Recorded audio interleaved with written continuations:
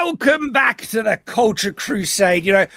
We have actually quite a list of topics to get into. Some are even a bit related to what we talked about last week, but oh boy, it is going to be a fun stream. But as usual, we're kind of waiting for some people to, when the live stream just hits, people are still arriving, and so we like to do some preamble here to talk about some lighthearted stuff before we get into the main topics. Before we do that, John, how are you, mate? Good. I got my book back from the editor, and I am hip deep in the editing trenches, my friend. And I love it. I like editing. I really do. It's weird. Editors are both our best friends and our worst enemies as writers. Very true. Very true. Now, we are expecting Lit Dev and Mike to join us fashionably late as usual, those two gentlemen. But before we do, I think, look, people don't really know the depth of the dangers that we face in Australia. Lit Dev, how are you, sir? Hello. Very good. Hello, sir. Those boss battles you have in Australia. I know they have some pretty strange creatures over there with large health bars. Exactly. And I think, hey, how are you, Mike? I think it's time to spread just a little bit of awareness of the dangers we face in Australia. So, look at this. A normal day in Australia. I can relate to a lot of these examples, funnily enough.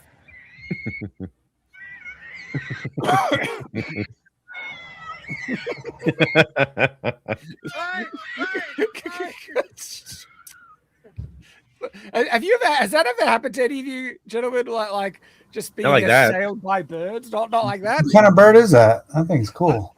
That's a magpie. But magpies aren't even as bad as they get. We have these other birds called plovers.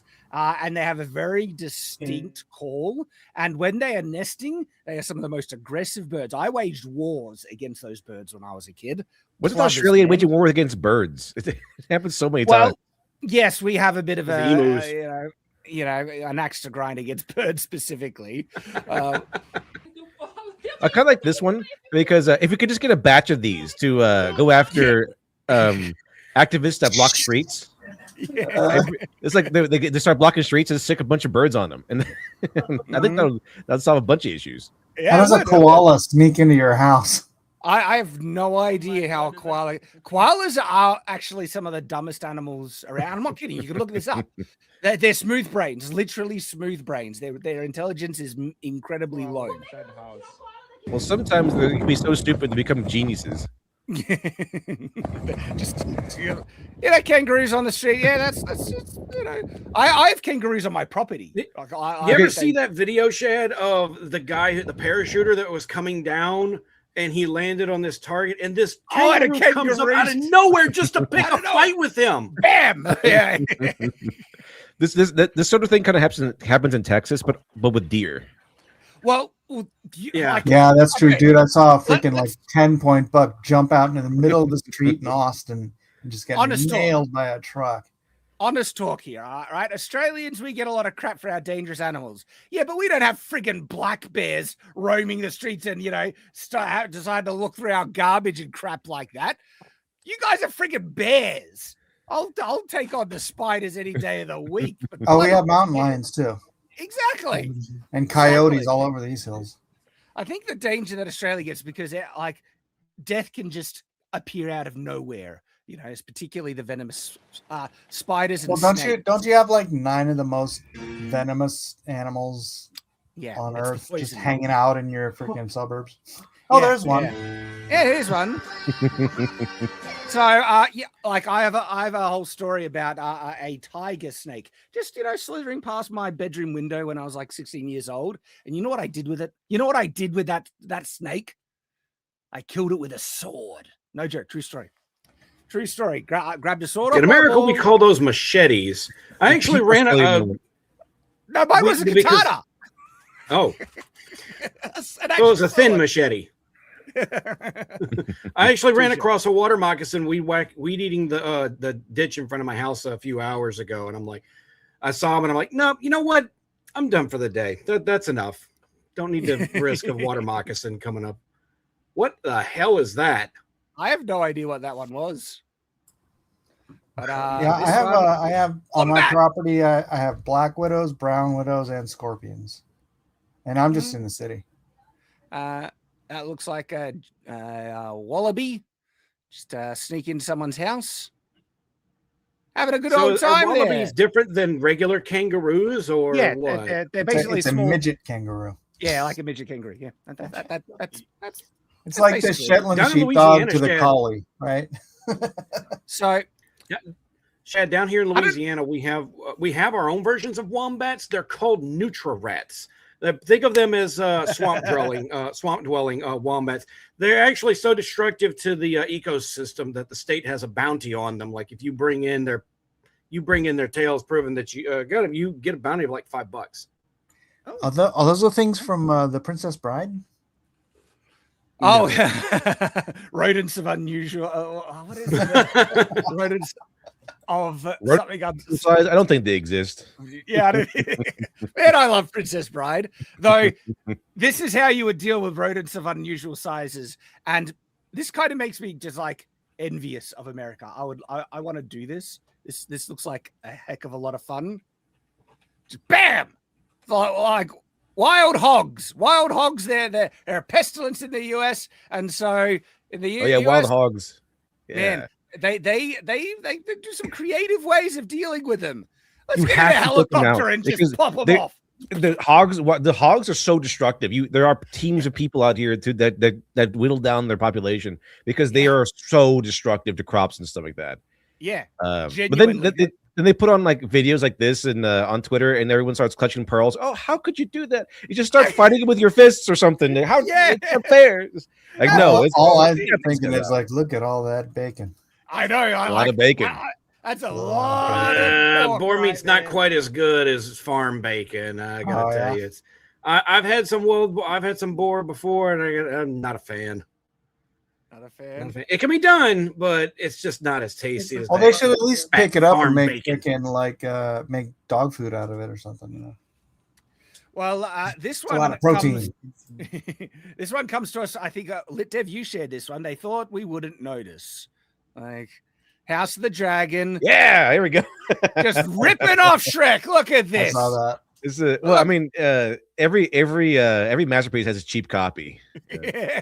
It's like, all right, there's similarity. Look at this. What the hell is this? The same green dress. I gotta tell you, like I said, I envy people who have this kind of media memory and the time on their hands to go through and find all these kinds of similarities. Because I might find one and then I'm out of ideas. But what can I say? I'm a believer. Yeah, I see what you did there. But all right, hey, we got a lot of articles. Of course, the big topic today is going to be talking about the cancellation, Starfleet Academy. There's also some fun like the Crimson Desert, that's video game release. There's already controversy and discussion about it. We'll talk about that. But there are so many other topics as well. So we're going to try and get to them all. But don't worry, we will get to the ones that are advertised in the title of the video. But sometimes we like to wait until a bit later where more people are rocking up. But one of a very interesting one was actually shared by John this week, where, I mean, I don't exactly know how this happened, but so a man without arms or legs shot someone. Is that am I getting that right, John? Like that's what happened. That's what happened. Okay. Never underestimate the great equalizer. This is the article here, and it's like, okay, quadruple amputee, professional cornhole player, accused of murdering someone before driving off in his Tesla. Dayton Weber, 27, who has no arms or legs, was featured on ESPN, is accused of shooting. And now that's where I'm like, what? Well, hang on. Like, I am so confused. There are some logistics here that aren't exactly aligning. Is it confirmed he has no arms and legs? And so I'm like, yes, apparently so. This is him here, and he shot someone. It's like, That's. To me, is a daily drive. But the thing is, though, amputees, they can actually end up being remarkably kind of, agile. Like, look at he's getting around. But even for a man as talented as him, it might be kind of difficult to shoot somebody. So that's pretty impressive. However, wait. Dear. Sorry, chat. I want to see the gun. Oh no! You've been disarmed. How could he shoot someone? He was unarmed. Look, Your Honor, my client could not possibly shot someone. He was, of course, unarmed. Exactly. But wait, there's more. Shad, share the other one. Okay. This is and apparently that there is actual evidence of this man. Is a very talented man. Apparently, is a very talented man, as we see right here. So it must suck to be the one shot by this guy. That's a pretty embarrassing story to tell. You were shot by a man who was literally unarmed, and it's like something isn't making sense. Our video posted January 2024 shows Cornhole star Dayton Weber loading and firing a handgun. It's like, okay, this man, he's packing. Let's. Like, okay. He's just cocked it. Well, how is he pulling the trigger though? What? Hang on. How is he doing that? Is he? That guy's got a finger. Is that a finger? Is that like one finger? Oh wow! Is he like? Yeah, he's not an amputee. He was born that way, so he's got a little. He's got a little nub that is able to get into the trigger. A little nub will do it. And I want to see the faces of the jury when this is shown at the trial, because they can't imagine in their heads that this would be possible. And then he had to post this. Look how proud he is. He just gave them the biggest bit of evidence. Oh my God. Oh dear. So I'll be honest. This one's stumping. Oh no. Oh no. Oh dear.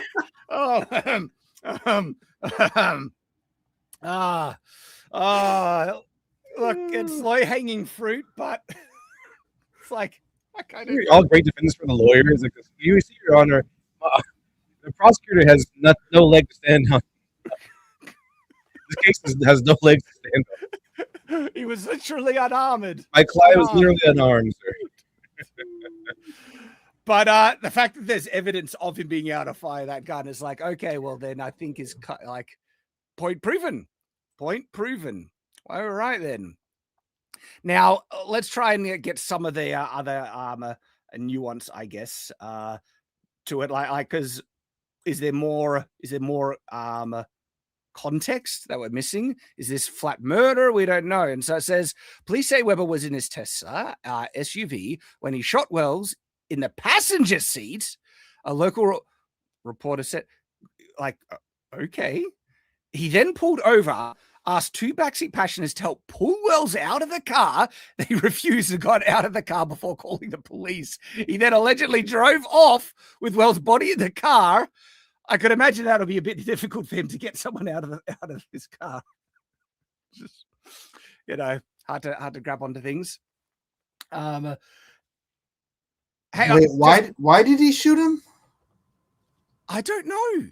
It's completely unclear how Weber was able to fire a weapon. Well, we've seen that. It's early in the investigation, but there's no evidence to suggest anyone else was involved in the shooting and that he acted alone. Okay. Could it be an accidental discharge? I have no idea. I don't know. Maybe he just had a short temper.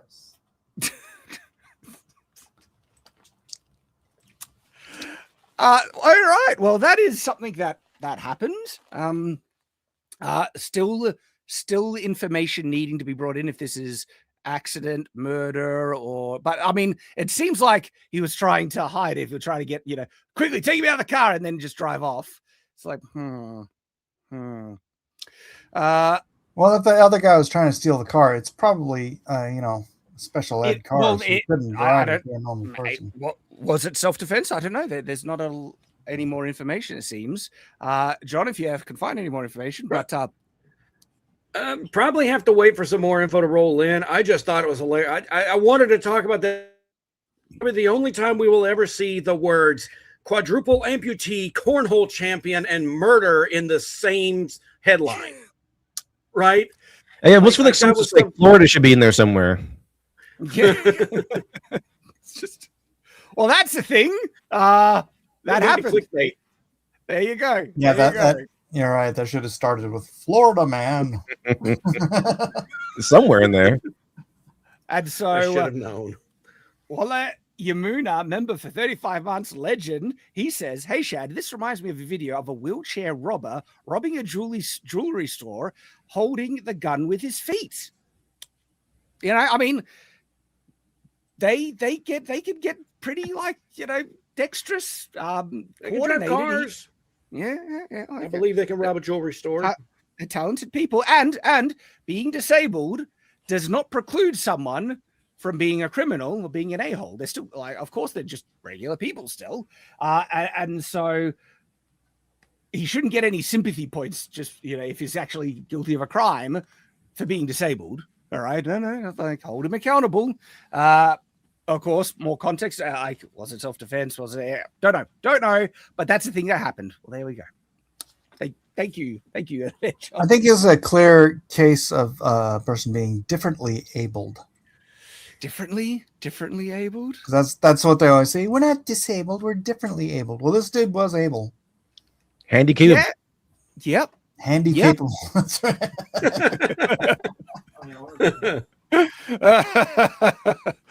All right, like we have a lot of topics to jump onto now. So, what do you guys want to discuss early? Do you want to jump into Starfleet Academy now, or hold that off till a bit later? We got follow-ups with DLSS 5, some of their fallout of you know, where people are at with it. We've got, like, have celebrities, are they learning from stuff? Jennifer Lawrence as a new comment talk about. But there's also, Project Hail Mary. Have any of you guys seen that Project Hail Mary yet? Not yet. I heard it was pretty good though. I heard it was good too. I haven't seen it. I heard good things, but I can wait till streaming. All right. We might not be able to talk about it amongst ourselves. You guys will have to watch it, and then, because I've just dropped a review on Night's Watch. I've seen it. It's one of the best films I've ever seen, guys. It's actually phenomenal. It's really, really good. So huge recommendation on that front. But all right, let's talk a little bit about some of the fallout of DLSS 5. You guys remember how we talked about that last week? This is the new graphical enhancement and stuff, and people were losing their minds because it's robbing the artistic intent behind the devs.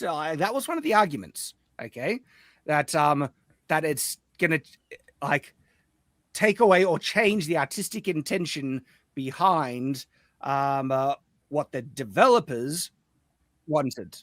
And so there has been some additional kind of discussion about that. For instance, someone had this to say about the artistic intention.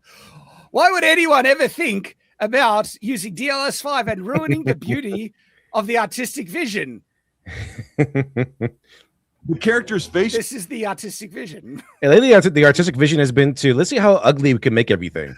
It's like, you know, like, they kind of Deborah Wilson into it. That's their artistic vision. Put Deborah Wilson's face in it. It looks like all those women in those screaming liberal women videos. It's like developers have been trying to destroy feminine beauty. Maybe they're just trying to normalize being psychotic.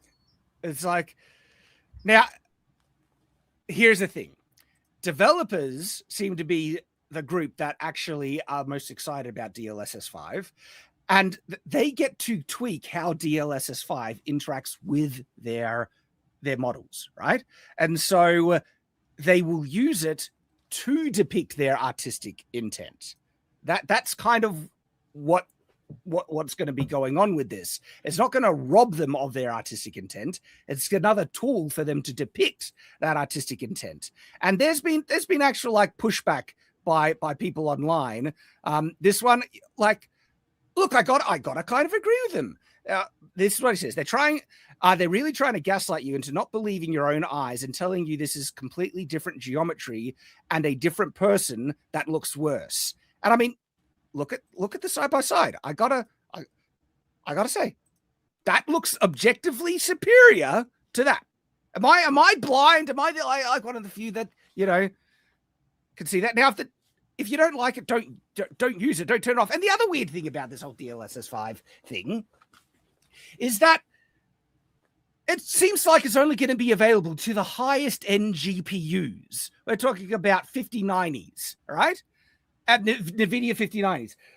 So most people won't even have access to it. It's those things are pretty expensive. The price tag is pretty high. Expensive. And so people like are saying all developers are going to be using it as a crutch to lean on and not try and make their games look better. When, hang on, we're talking about like 1% of the market. Is that it? Or at the most 10% will have it. Developers know that they're going to have to make their game still palatable and usable without DLSS 5 because most people won't be able to use it. So that would be like completely retarded to think that, well, now they're just going to use it as a crutch and lean on it. But is this the long-term kind of projection that everyone in the future will be able to have it, DLSS 5? But I don't know. I'm thinking like it's still going to take at least 2 years for all the new GPUs to be able to run it, even the lower end GPUs. But still, that's a while away. And even then, I don't think it's going to be a crutch. And on top of that, for me, I think the comparison is kind of like you're telling me this, people are trying to say like this is horrific. Look what it has done to it's made it look like a monster. And I'm like, really? Like, I mean, no. I'm sorry, I don't see it. Am I blind? Am I blind? It looks more realistic, but the realism adds a little crackheadedness to the face. You reckon? I don't know. The reality is just this is a complaint between developers and a few freaking uptight people online. When all of this stuff is normalized and mainstream, nobody's going to give a damn. Yeah, exactly.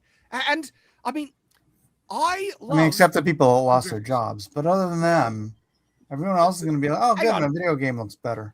Whose job is this going to replace? Like, it's still all the back end work is still somebody's going to lose a job, Shad. That's just that's the way it is. With DLSS 5, it feels like DLSS 5 at the moment is creating more jobs and enhancing graphics, like because it still needs the geometry to be able to work, and this has been confirmed. It's not going to need the geometry soon. AI can build all these models. Well, easy. No. Well, that's not even DLSS 5. That's a completely separate thing. If we're talking about DLSS 5, AI in general, it's going to cost a lot of jobs. But that's just whatever, man. I'm an artist. I get it. Yeah. It's our time for technology to start taking over. Technology.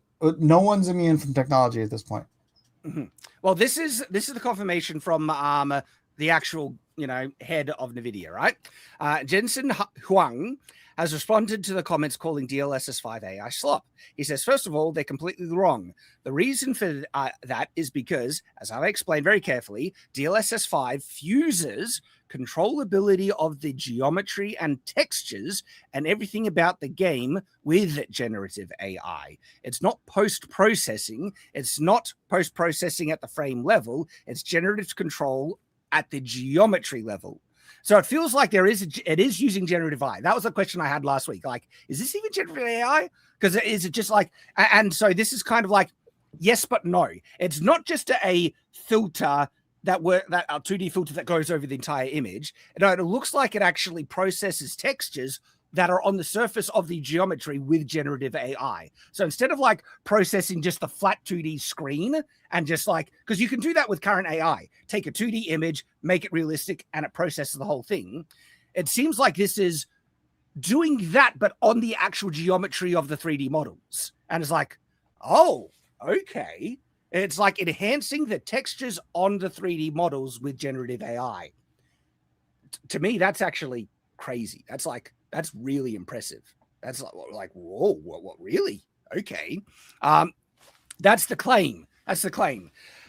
I think this is one of the most impressive graphical, steps forward with video games in like the last 10. People have been complaining that graphics have been stunted for ages. Like computer games now look worse than computer games 10 years ago. Have you seen the comparisons of the recent video games with like Batman Arkham, City and stuff like that, and how incredible it looked? Like there are people comparing current Crimson Desert, which the current release, with Red Dead Redemption 2, and a game years old, and Red Dead Redemption 2 looks better, has better reflections on the water, has a better shading. Yeah, but that's freaking studio to studio. Like Infinity Ward, Modern Warfare 2 looked way better than Black Ops 3, even though Black Ops 3 came out after Modern Warfare 2. But it's it's studio to studio. One studio is going to produce crap. One studio. Red Dead Redemption 2 was insane. They put a lot of work into that one. Really? A lot of work. But the thing is, though, there hasn't been a huge graphical leap forward in like 10 years. We're still been kind of meandering on the same level. And AI will be the great leap forward. It does seem like it. DLSS 5 seems to be providing that next great leap. And personally, I'm here for it. I think that's pretty darn cool. And if you're like, then it goes back to what I was saying before. Most people won't even be able to use it. It'll still take years before it's accessible to everyone. So the developers are still going to need to put in as much effort as they should to make their games look good without it. And if you don't like it, you don't even have to use it. It's going to be an optional toggle on feature at the end of the day. And so, look, I'm not saying that there aren't other people saying, oh, this is going to force developers to try and, make tweak it, which sucks away resources on working on other things. You're going to say that this is going to make all graphics cards in the future cost a lot more because all graphic cards are going to be made to be able to handle DLSS 5 and all that. And I don't know. Maybe there is merit to those comments or not. Maybe it won't. I can't predict the future because graphics cards already are pretty expensive. So I don't know. But what I do know is that because of AI, we get gems like this. 你是何人？你是否在山上打败过一只猫？你还活着？你没听说喵有9命吗？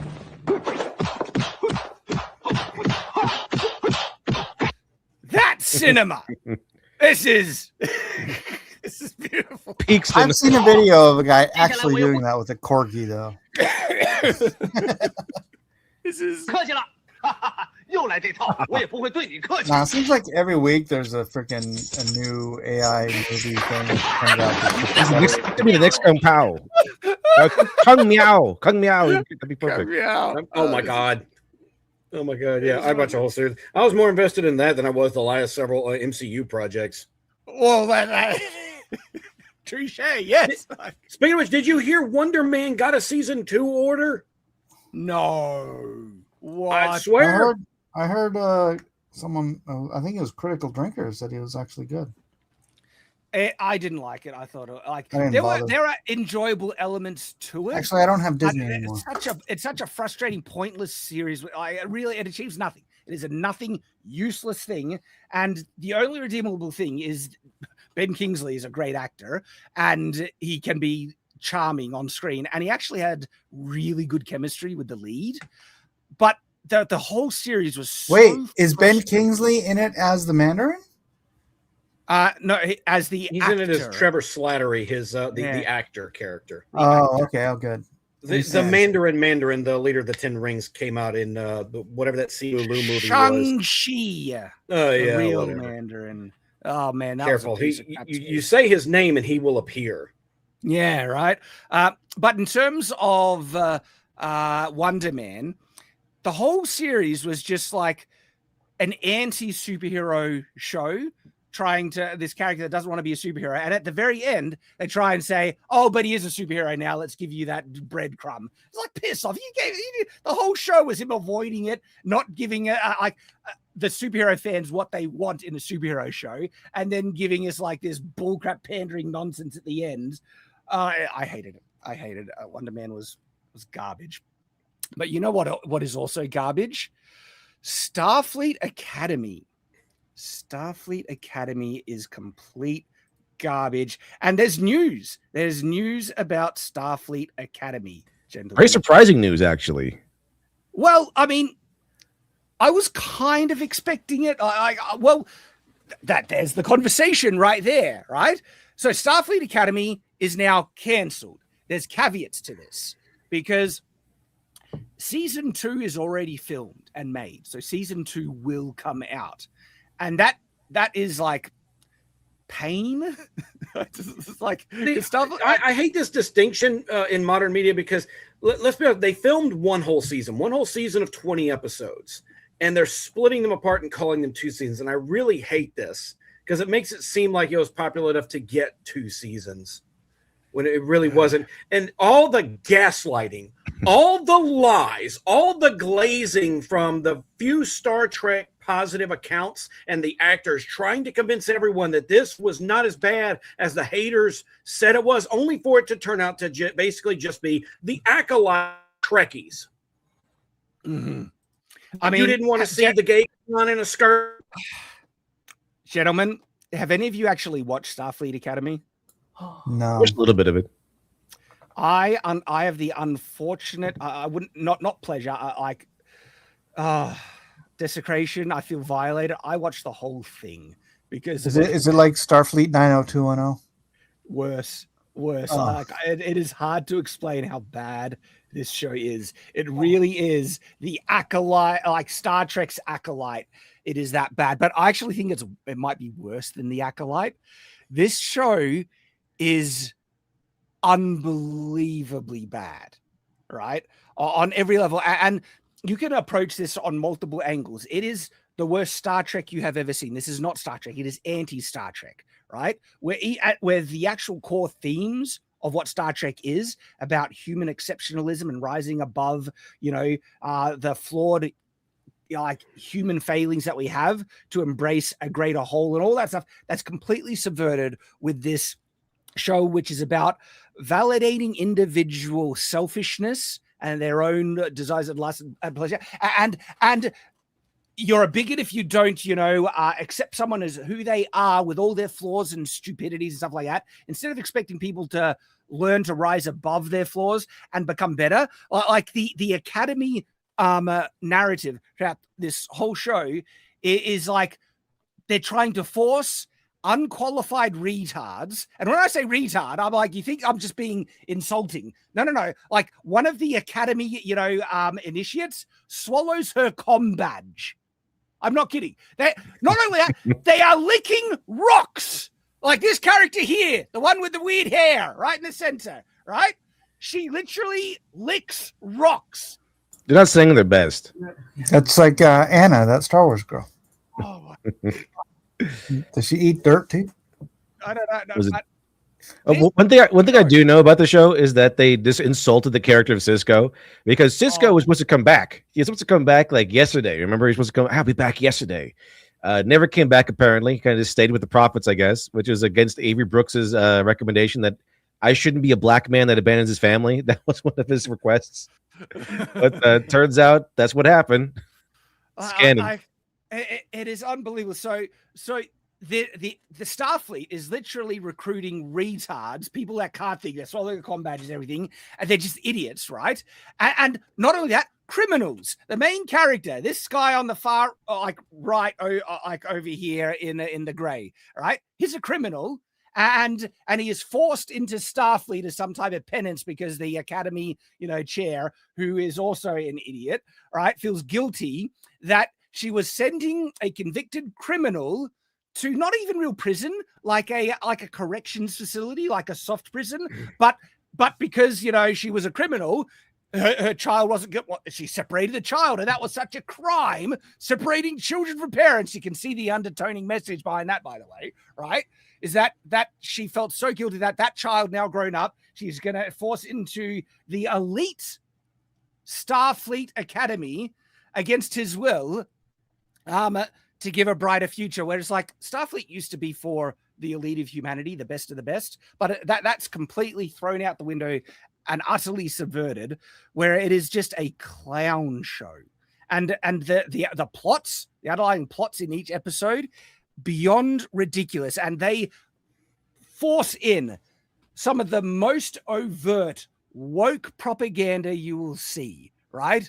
Where everything is gay, where everything is about promotion of the woke agenda, right? And see this Klingon. See this Klingon on in the red? He's a pacifist, right? Like he's an anti-Klingon who he likes. So they kicked him out of the Klingon Empire. what would have happened? Yeah, actually, kind of. His parents rejected him, but his parents are in like an open relationship. He has multiple parents, and he's also gay. He is also gay and is constantly crushing on all the other dudes in the show. Well, that makes sense since he has multiple parents. Oh my gosh!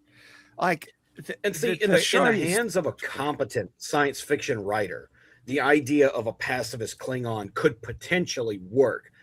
It would have to be done in such a way that I could see that it works.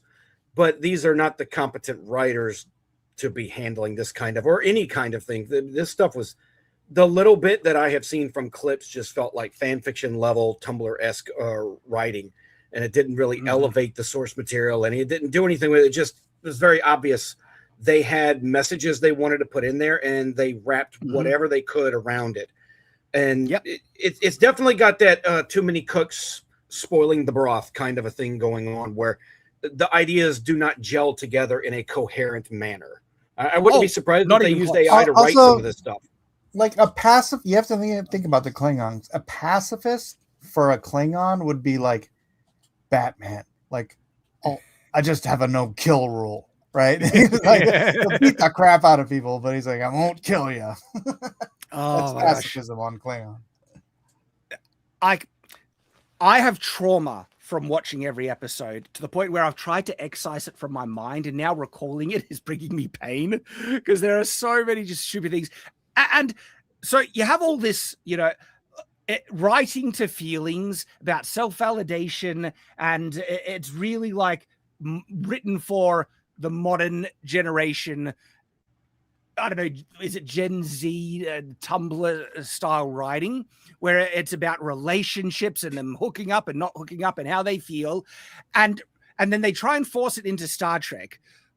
And because they're bad writers and they don't understand, they contradict so much Star Trek lore and canon, flatly, especially with the Betazoids, with the Klingons, and then the technology. They do not understand Star Trek technology at all, and they've like shoehorned this bullcrap in where an event happened at the end of Star Trek Discovery, which is also an abomination, where all the dilithium in the universe apparently disappeared. Blew up, and they call it the burn, and that like destroyed warp travel for generations, and Starfleet basically died, right? And they don't understand Star Trek because, hey, you can achieve warp travel without dilithium. Zephram Cochrane did it. The Romulans have been doing it for ages with their singularity drive. And not only that, dilithium isn't even the fuel for warp travel. It's the stabilizer. The fuel for warp travel is antimatter. They don't understand anything in this stupid show. And not only that, then they introduce bullcrap. Like one episode happens where this guy he's in the back behind the Klingon in the red shirt, right? He gets teleported through a wormhole teleporter to another planet, establishing they have interplanetary teleportation, which would have solved the problem of the loss of the dilithium and warp travel if you could just teleport between star systems now. But they completely ignore that, and they just throw it in there as this thing that they don't even acknowledge. It's so retarded, this show. Like, the contradictions in the technology and the sci-fi elements broke my brain. I hated it so much. I hate this show, man. They should have just made their own sci-fi. I mean, there's so many sci-fi shows that people have just made from scratch. Like Far Cry, that was a good one. Yeah. There's a lot of sci-fi shows that made from scratch, but why did this have to be Star Trek? It didn't really feel like it had to be Star Trek. It felt so different from Star Trek that it almost just felt like another thing entirely, just with the Star Trek brand slapped on it. Same reason there's 8 Batman books, dude. Oh my gosh! As much money as they threw at the show, that's something that boggles my mind. They threw the budget of basically a massive Farscape, a massive multi-million-dollar movie at this show, and you couldn't hire better writers than this. Well, no. To them, they are the best writers because they're writing to the agenda. And what Lit was saying is like, why make it Star Trek? It's because anything that they made themselves would never gotten the reach, attention, or exposure. And so they don't care about the actual source material, the canon, or anything like that. This is a vehicle for their agenda and their career. They think they want to make it their own. They have their stories they want to tell, but they don't have the talent or ability to make something successful on their own, because people hate this crap. They hate the agenda, and so therefore they latch onto something that is popular, gut it of everything of what it is, force in what they want, and use it as a vehicle to push their story and elevate themselves artificially. That's what this is all about. And so in their mind, they're great writers because their quality of the way they gauge quality in writing is if it ticks the boxes and validates their ideology, not if it's actually a coherent story with realistic characters that go on genuine, arcs and progression or anything like that. No, it's all about inserting themselves, their politics, their worldview, and their agenda into the material they're writing. And they're in a bubble that everyone around them thinks the same way. And in the bubble, in the woke mind virus cult, right? They all agree with that. The people who are saying Wheel of Time TV show was great were all the woke activists because it ticked all the check boxes, not because it was actually good. And so on Reddit, there were Reddit groups that loved the show when the mainstream fan base of Wheel of Time hated and despised it, myself included, for how it was making an abomination of something genuinely awesome. And that's exactly what's happening with Star Trek in Starfleet Academy. In that rant, that was the first time your accent actually made a coincidence that worked. You said agenda. For agenda. And it's like, that's the perfect word. It's the agenda. I have unironically seen more fans for the Wheel of Time TV show online than I have anyone even talking about Star Trek Academy. The only time I ever see any engagement about Star Trek Academy is under the comments that in regards to the show. And usually the people trashing it outnumber them 3-1. And I just got to think there are some people out there, they're complete normies, or they understand what the writers are doing, and they're going to vocally support it.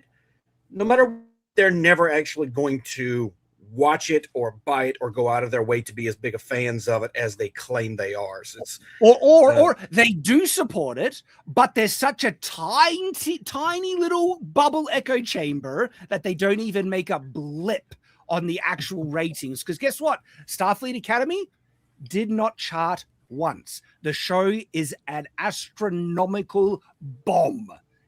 And the mainstream Star Trek fan base have rejected it. It is a terrible, genuinely one of the worst shows. Terrible show, one of the worst shows ever made. Okay. But you've seen people defend it online. There are people who are like, just they're out there. Yeah. They're out there. It kind of reminds me of the X Photo game, the Lesbian Night game, where they had the support of 250,000 people wishlisting their game, and it peaked at 400 players. The activists and people are definitely there to give you the clout and make you look popular, but they're not there with the money to actually shell out and support it monetarily. Yep. I mean, if they were in proportion to the volume that they are online, like I've said before, Batwoman would be the biggest show on the planet. Mm-hmm. Exactly. But we've seen their agenda actually sold. Yeah, we've seen bombs after bombs after bombs that shows that the so-called modern audience that they're pursuing is tiny. They're absolutely minuscule. And it's either one or the other. They're either tiny that can't make a blip, or as what John was also playing, they don't actually like this stuff. They don't care. They just want, the validation of themselves being represented. But when it finally comes out, that's the validation they need, and they don't bother watching it or supporting it or spending money on it, right? And so this show has done so astronomically bad. I was expecting that they would have to cancel this failure of a show. That's why I'm not necessarily surprised that it is now, officially canceled. But at the same time, if it wasn't, I half wouldn't be surprised either, because it would be like, well, it's Hollywood, right? They want to clasp onto the DEI representation, because we've seen time and time again them still pushing this agenda in these shows. And so it's either one of these two extremes, either obviously because it's such a failure, they would lose money if they kept going, or it's just par for the course because the people in Hollywood, the people who made this show, they think it's art. They think this is high art, the greatest media ever made. Okay. And we still know that season 2 is filmed, and I'm going to have to watch it. I hope Gary doesn't make me, man. I really hope Gary doesn't make me watch season 2. Let it just die in obscurity. Oh. Hey, Shad, tell Gary you'll watch it if he finishes his Picard season 1 review. Oh my gosh. But they're not making any more. Yeah. They're not making any more Star Trek Academy now that season 2 is done. Well, I don't think they're making any more Star Trek, period, right? Like, didn't they have a thing a couple weeks ago? There's no more Star Trek in production? Basically. It's in limbo because Paramount is, they're buying Warner Brothers, and I have a feeling they're going to be reviewing most of everything in production, saying what's worth keep going. What's going to happen if they do go ahead and say, how about we go back to what Star Trek used to be? They kind of fix it, because that's what the Gene Roddenberry's son was saying, that I think they're going to fix Star Trek when they finally acquire it. Well, I think one thing about Discovery and all the Paramount stuff, it's a separate timeline. It is not officially part. It's more of a what if universe. So, like, they could go back into Roddenberry's timeline and, continue off like the end of Voyager, which I think is the last canonical entry into Roddenberry's timeline, if I'm not mistaken. I mean, here's the thing. Like, Picard season 3 was actually really good, but Picard season 1 and 2 are an abomination. And so I'm okay if they, and you can watch Picard season 3 self-contained and ignore everything else. Like, it stands on its own, and it even actually kind of subtly retconned some things in the first few seasons because it was made by a different showrunner. And I would be okay with them picking up after Picard season 3, so long as they retconned everything else in between. But really, the way that you would revitalize Star Trek is that you make a new series based right after the next gen movies, okay? Because there's the next gen movies that are based after Voyager in chronology, and you pick it up after the next generation movies and have a TV series, and you need to regain the audience. You need to rebuild trust, and so it has to be a good series that is faithful to the source material, and bring them back episode by episode. Trying to launch revitalize Star Trek with a film is destined to fail. Even if it's a great film, it's destined to failure, because right now the audience are completely checked out. They do not care. They've destroyed it, and you have to regain that trust bit by bit. And look, like, as they're saying, the show failed to find significant audience, not ranking on Nielsen's top 10 streaming viewership charts at any point during its 10-episode first season. That's how much of a failure this show was. But this also bodes bad for any Star Trek going into the future. So they need to let it rest, and then they need to come back with something brilliant, and it needs to be a TV show. If it's a film, it's not going to work. It's not going to work. But at the moment, Star Trek is kind of dead. Starfleet Academy has killed it. And because they're still going to release season 2 of this piece of crap, that's just going to be pissing on its grave. If there was any semblance of any audience left over of Star Trek, season 2 of Starfleet Academy is just going to make sure that destruction is complete. It's over. It is so over. And as a OG Star Trek fan, breaks my heart. But they did it to themselves. They get what they deserve. I still have classic Star Trek. I'm still watching Deep Space Nine with my boys, and we still have great Star Trek. So I don't need this modern bullcrap slop.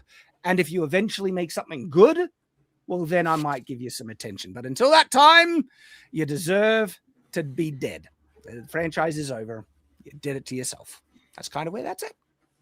I think a good rest, kind of like Doctor Who had in the 90s, might be good for the franchise to kind of recover a little bit and come back boot good it with somebody that knows what they're doing.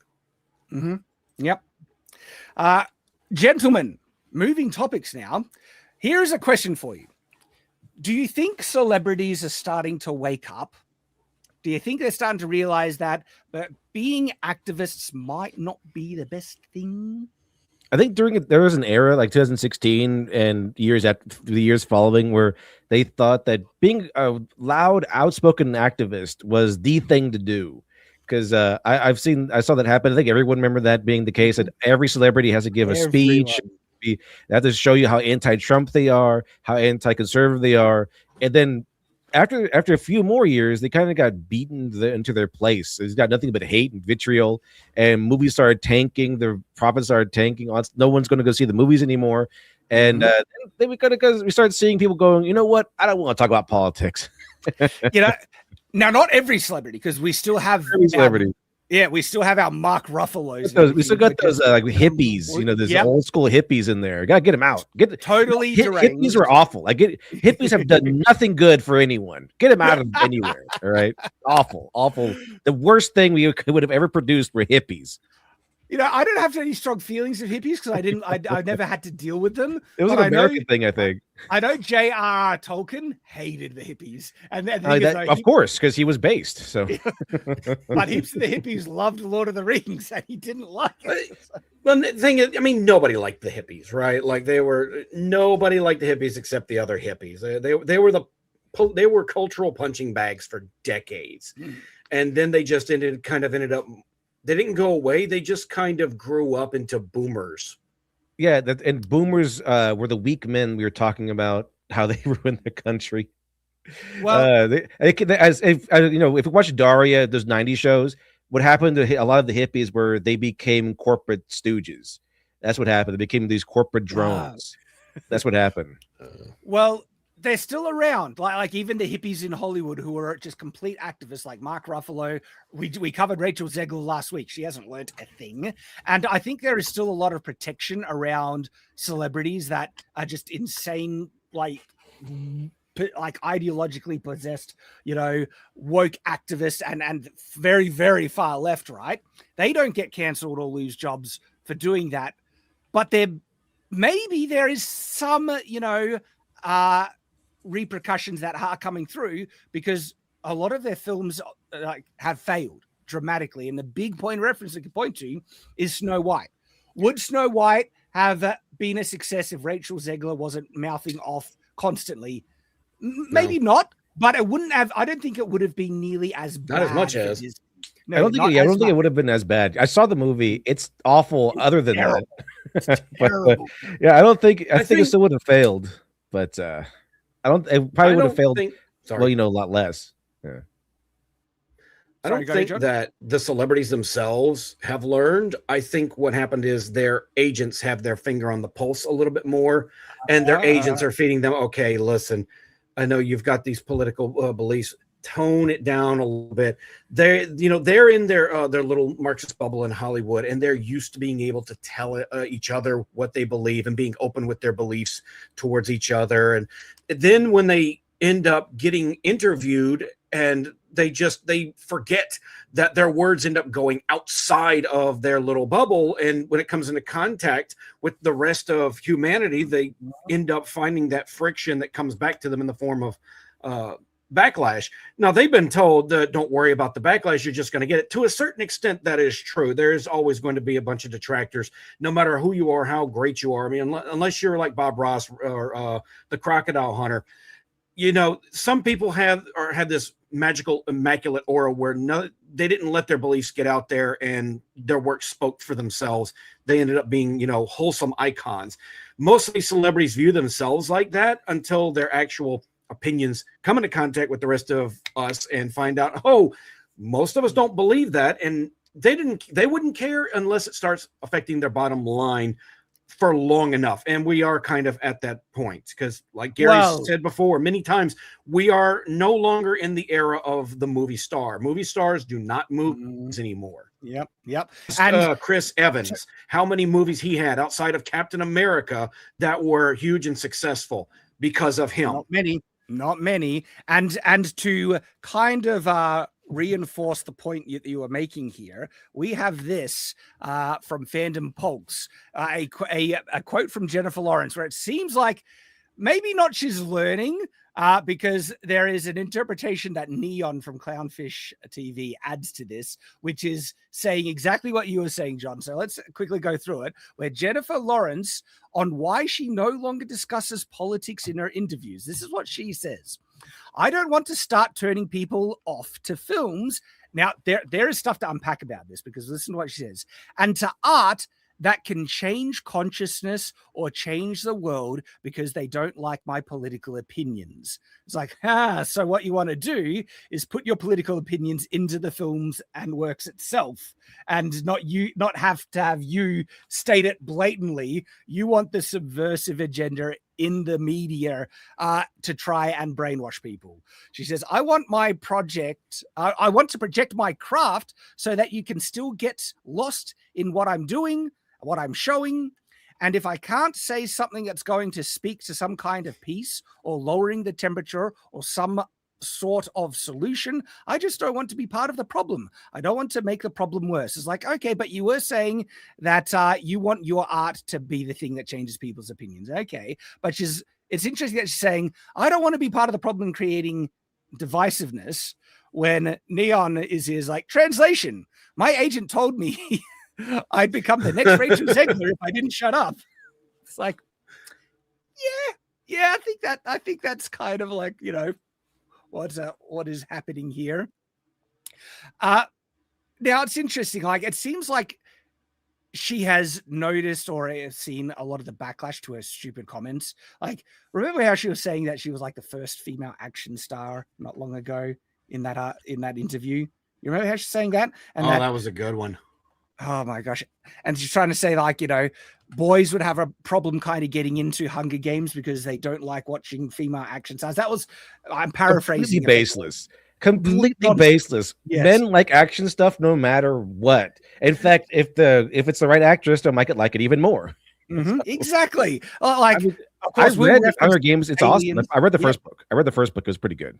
Mm-hmm. But there is a thing, like, Hunger Games is specifically catered and made for a female audience, right? It is a more female coded piece of media, and a lot of it is about romance and who's into her and which guy is you going to pick and which guy is going to fight to save her life and all that stuff, right? And also, while she's being really powerful and saving the guys' lives. So and she was amazing all along. Like, remember, like, some of the core kind of female coded types of writing where, it was people seeing how incredible she was. And a lot of the Hunger Games is, remember, they're seeing how incredible she is. She needs to be their Mockingjay. She is going to be the spokesman for the revolution, where she's like, completely unaware of the impact she can have. She's like, but I'm so normal and average. I'm nothing special. Oh, you're so special, Cadmus, and everything. And that is very much, female, wish fulfillment fantasy type of writing, which I don't have anything against. I think if women like that type of stuff, but that is the underlying structure that you find in a lot of feminine coded writing, female wish fulfillment and fantasy and female fantasy and stuff, where that's different to male coded fantasy. Men don't get into that as much, right? And so Hunger Games is very much a female, focused and written story, and that's why, like, you wouldn't see as large of a male audience, not because it has a female lead. It's like, they'll see less men watch it and like, oh, it's because it's a woman. They can't stand how strong, powerful woman, because they like that cope. They love it. Yeah. But at least Katniss Everdeen has two normal love interests. It's not like a orc in a bowl or something. Yeah, right. But no. If you want to know the type of male coded female action, like Jennifer, if you really want to know the type of female action hero that is made to cater to men's interests, just look at classic Red Sonja, specifically the comic book Red Sonja. Then you might be able to start to understand what men would be interested in. And just compare and contrast that to Hunger Games Cadmus, and have a look at the differences. You might notice. I definitely big think ones. Sydney Sweeney figured it out herself online that if she just keeps her mouth shut about the politics and acts as if she doesn't hate her audience, her male audience, and maybe even caters to them just a little bit of cleavage here, don't make too many movies where she's frowning at the camera, make it seem like she wouldn't act like a bitch if you were hanging around her. And wouldn't you know it, everybody simps for her. Yep, and just like Red Sonja, she certainly understands what men like. she's figured it out. She knows, right? And she is happy to, leverage her assets to her own advantage. Let's say, because look, Sydney Sweeney was in what was that? Madam Web, and she came back more popular after that. So I mean, that's pretty significant when you think about it, because I don't know how anyone came out of that movie with still having a Hollywood career. Right. But hey, she used it as a pusher even further.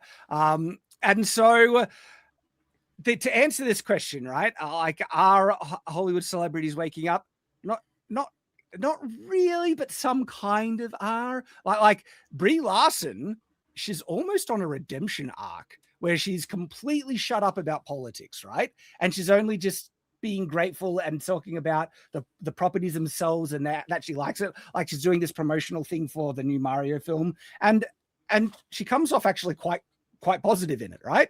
I think she's grateful that Rachel Zegler took so much heat off of her, and also Brie Larson is such an interesting example in the whole discussion about. I think we talked about her last week, maybe we did, I can't remember, but she understands what people want, and she's actually kind of like an empty vessel.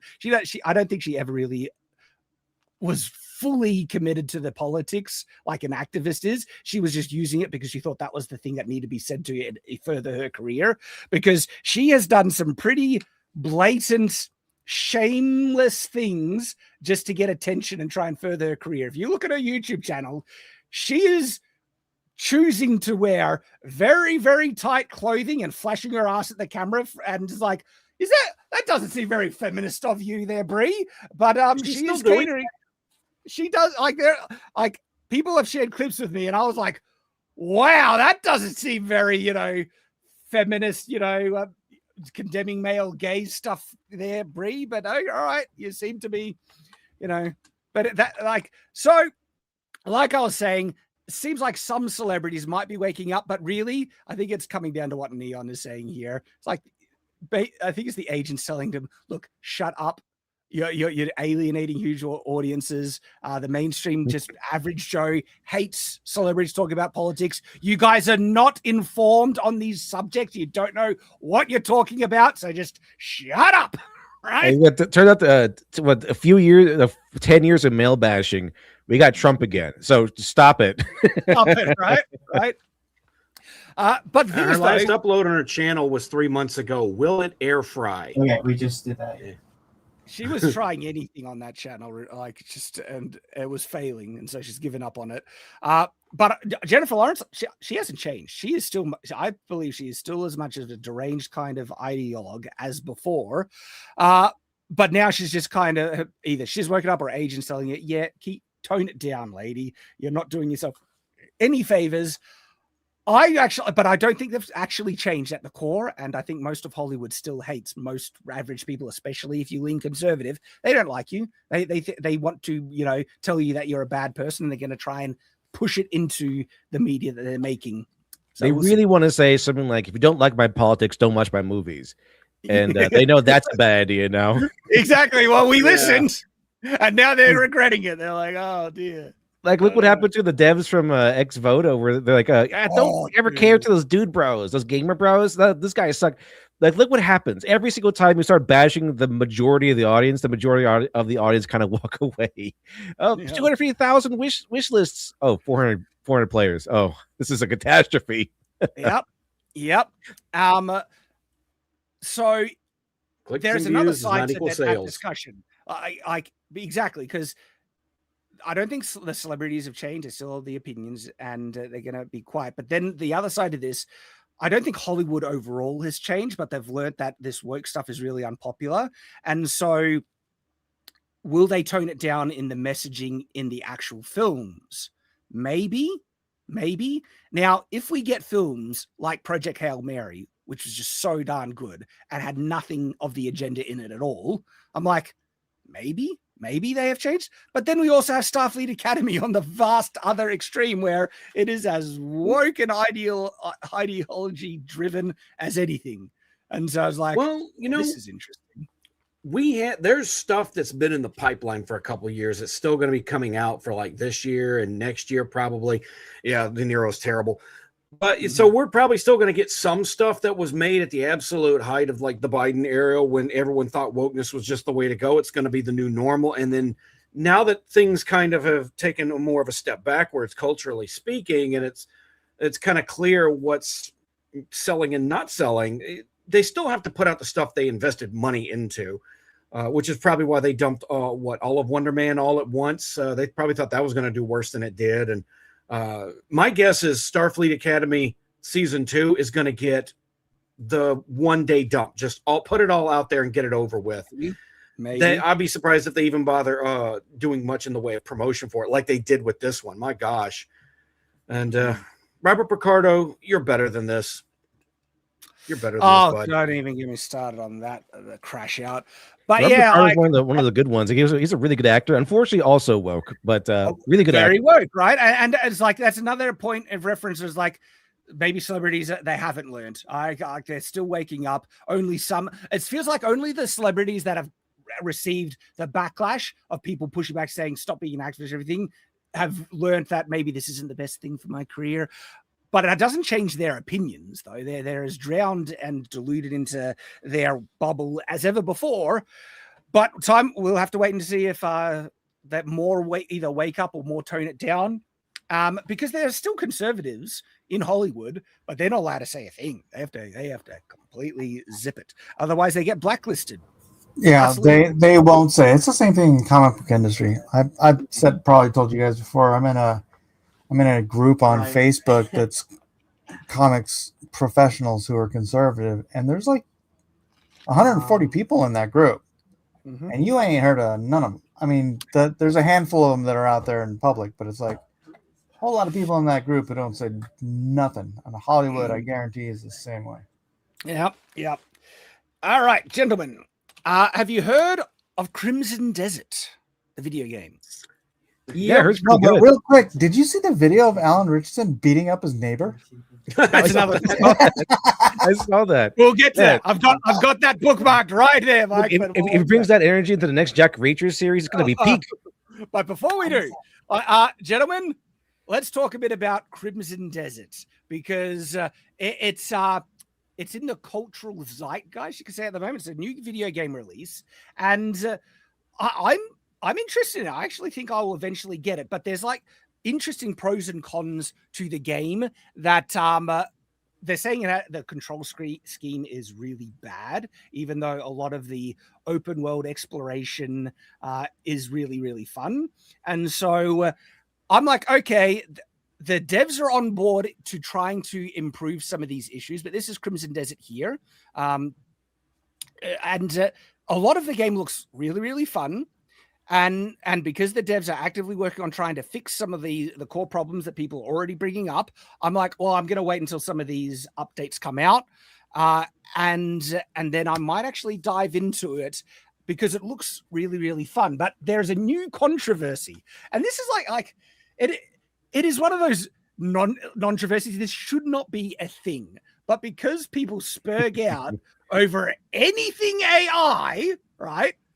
This has come into the discussion because they discovered an unforgivable sin in Crimson Desert, which is making people lose their minds. Can you, before I share, can you guess what it is? It's AI related. What AI related thing could be an unforgivable sin? Something so atrocious. How dare they that people would lose their minds over in regards to Crimson Desert? What do you guys? Is it for graphics? Not graphics. Assets. Generate, create assets. They're bringing someone back from the dead. We'll get to that as well, Mike. That's another topic. You're on this right line in terms of assets, but it's like one of the most obscure, inoffensive, irrelevant assets you could imagine. It is this: an AI image in one of the portraits in the game. So, you know, when you're walking like in the game and there's like just a portrait on a wall, or the image in the portrait was AI, and they're losing their minds. And I'm like, what is it? Because if it is, it's not even good AI. I don't know how old this is. This is like Stable Diffusion 1, not even trying though. This is like, that is a garbage piece of whatever it is, right? But this was like, oh, the found AI in Crimson Desert, and everyone loses their minds, right? So a Redditor, of course, discovered an AI-generated artwork in Crimson Desert. Just one. They discovered one, guys. And there are other posts that also claim to have found other. Okay, so they're saying they found others, right? All right, throughout the game. And it's not even a good image. I agree. Pure slop. Just look at the horse's legs. It's really, who's really looking at the portraits on the side of the, like, it makes me wonder if this was like a placeholder image they put up there and they meant to replace it with something else later that was not AI or was something more refined, and they just forgot. Because I can see something like that happening. That is exactly what it was. No joke, right? Well, I mean, since a Redditor was complaining about it, I kind of like it now. well, yeah, I'm kind of interested in it. But this is some of the further, complaints and stuff that people are saying about it. When this is insignificant. This doesn't matter. And so Neon comments on it. But first, let's go to this Pirate Nation post. It's like, former Blizzard president, now CEO of a gambling site, tells Crimson Desert devs not to apologize. Oh, well, good. You shouldn't, because it's nothing bad, right? I don't need to apologize. I don't get why devs feel the need to bend over for the few folks who can't accept the reality that AI will be in everything, from video games to your fridge. It already is, by the way. Yeah, but yes. Yes, like, you don't need to apologize, but the Crimson Desert devs did apologize. So Neon says, yeah, there were backlash against digital art tablets and CGI first, Photoshop 2. These tools will become normalized and it will be industry standard in a couple of years. 100%. 100% it will. But in regards to this is what Crimson Desert said. And like, to me, this is a mistake because it's kind of capitulating and it's subtly harmless. This is nothing controversial in reality. It's just this tiny minority of spurgs that are losing their mind over an asset that is completely irrelevant in the game. But Crimson Desert released this statement. We would like to address the question of using AI in Crimson Desert. During development, some 2D visual props were created as part of early stage iterations using experimental AI generative tools. These assets helped us rapidly explore tone and atmosphere in the early phases of production. Of course, there's nothing wrong with that. That's using AI tools to improve the product. However, our intention has always been for any such assets to be replaced. I don't care if if you're using AI, make it good AI, and if it's good, don't care. Because the image that they had in there was actual dog crap. You can get phenomenal AI images now that would work brilliantly. So much so that people wouldn't be able to even tell it's AI, by the way. And I think a lot of that is probably still in there. There's probably heaps of AI generated assets that people can't tell are AI in so many games. I would get fired if this is my job, because my response would have been 2 words: cry more. Yeah, basically.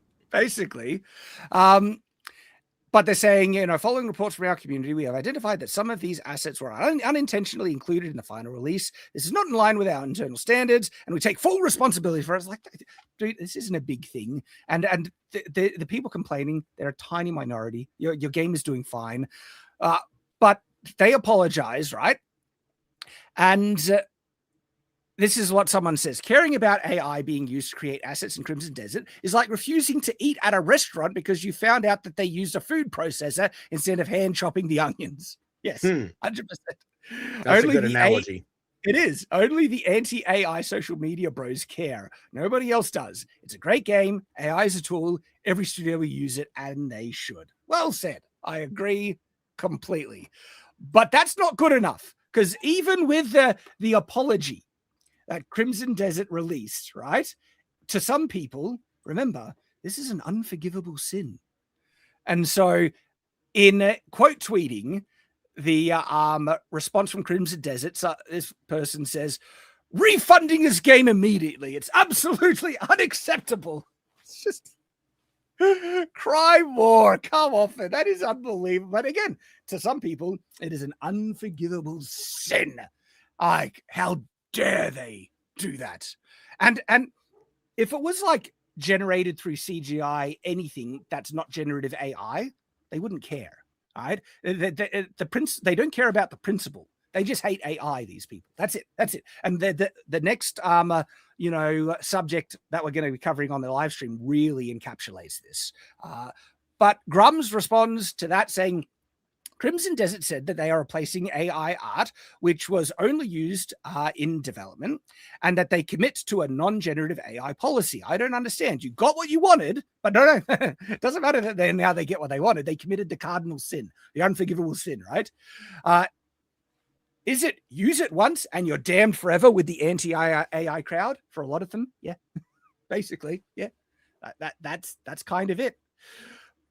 That they're a tiny minority in reality. They remind me of all the socialists walking around wearing Nikes and using iPads.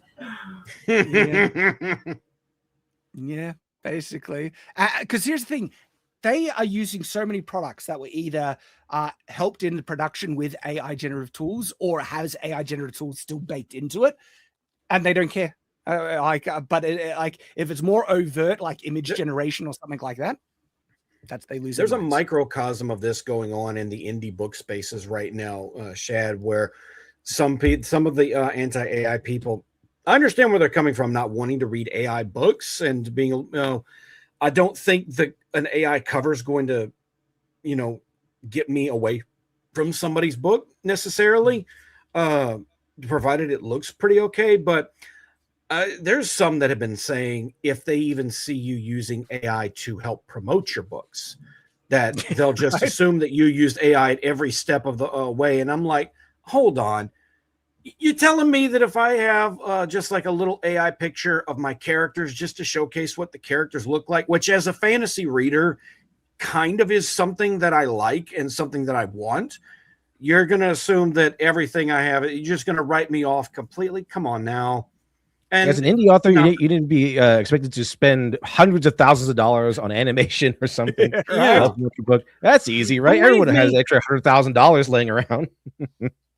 Yeah, believe me, I'd love to have $400 every payday ready to go to, and the artist that I like, to character portraits and epic fight scenes and all this really cool stuff that draws people in.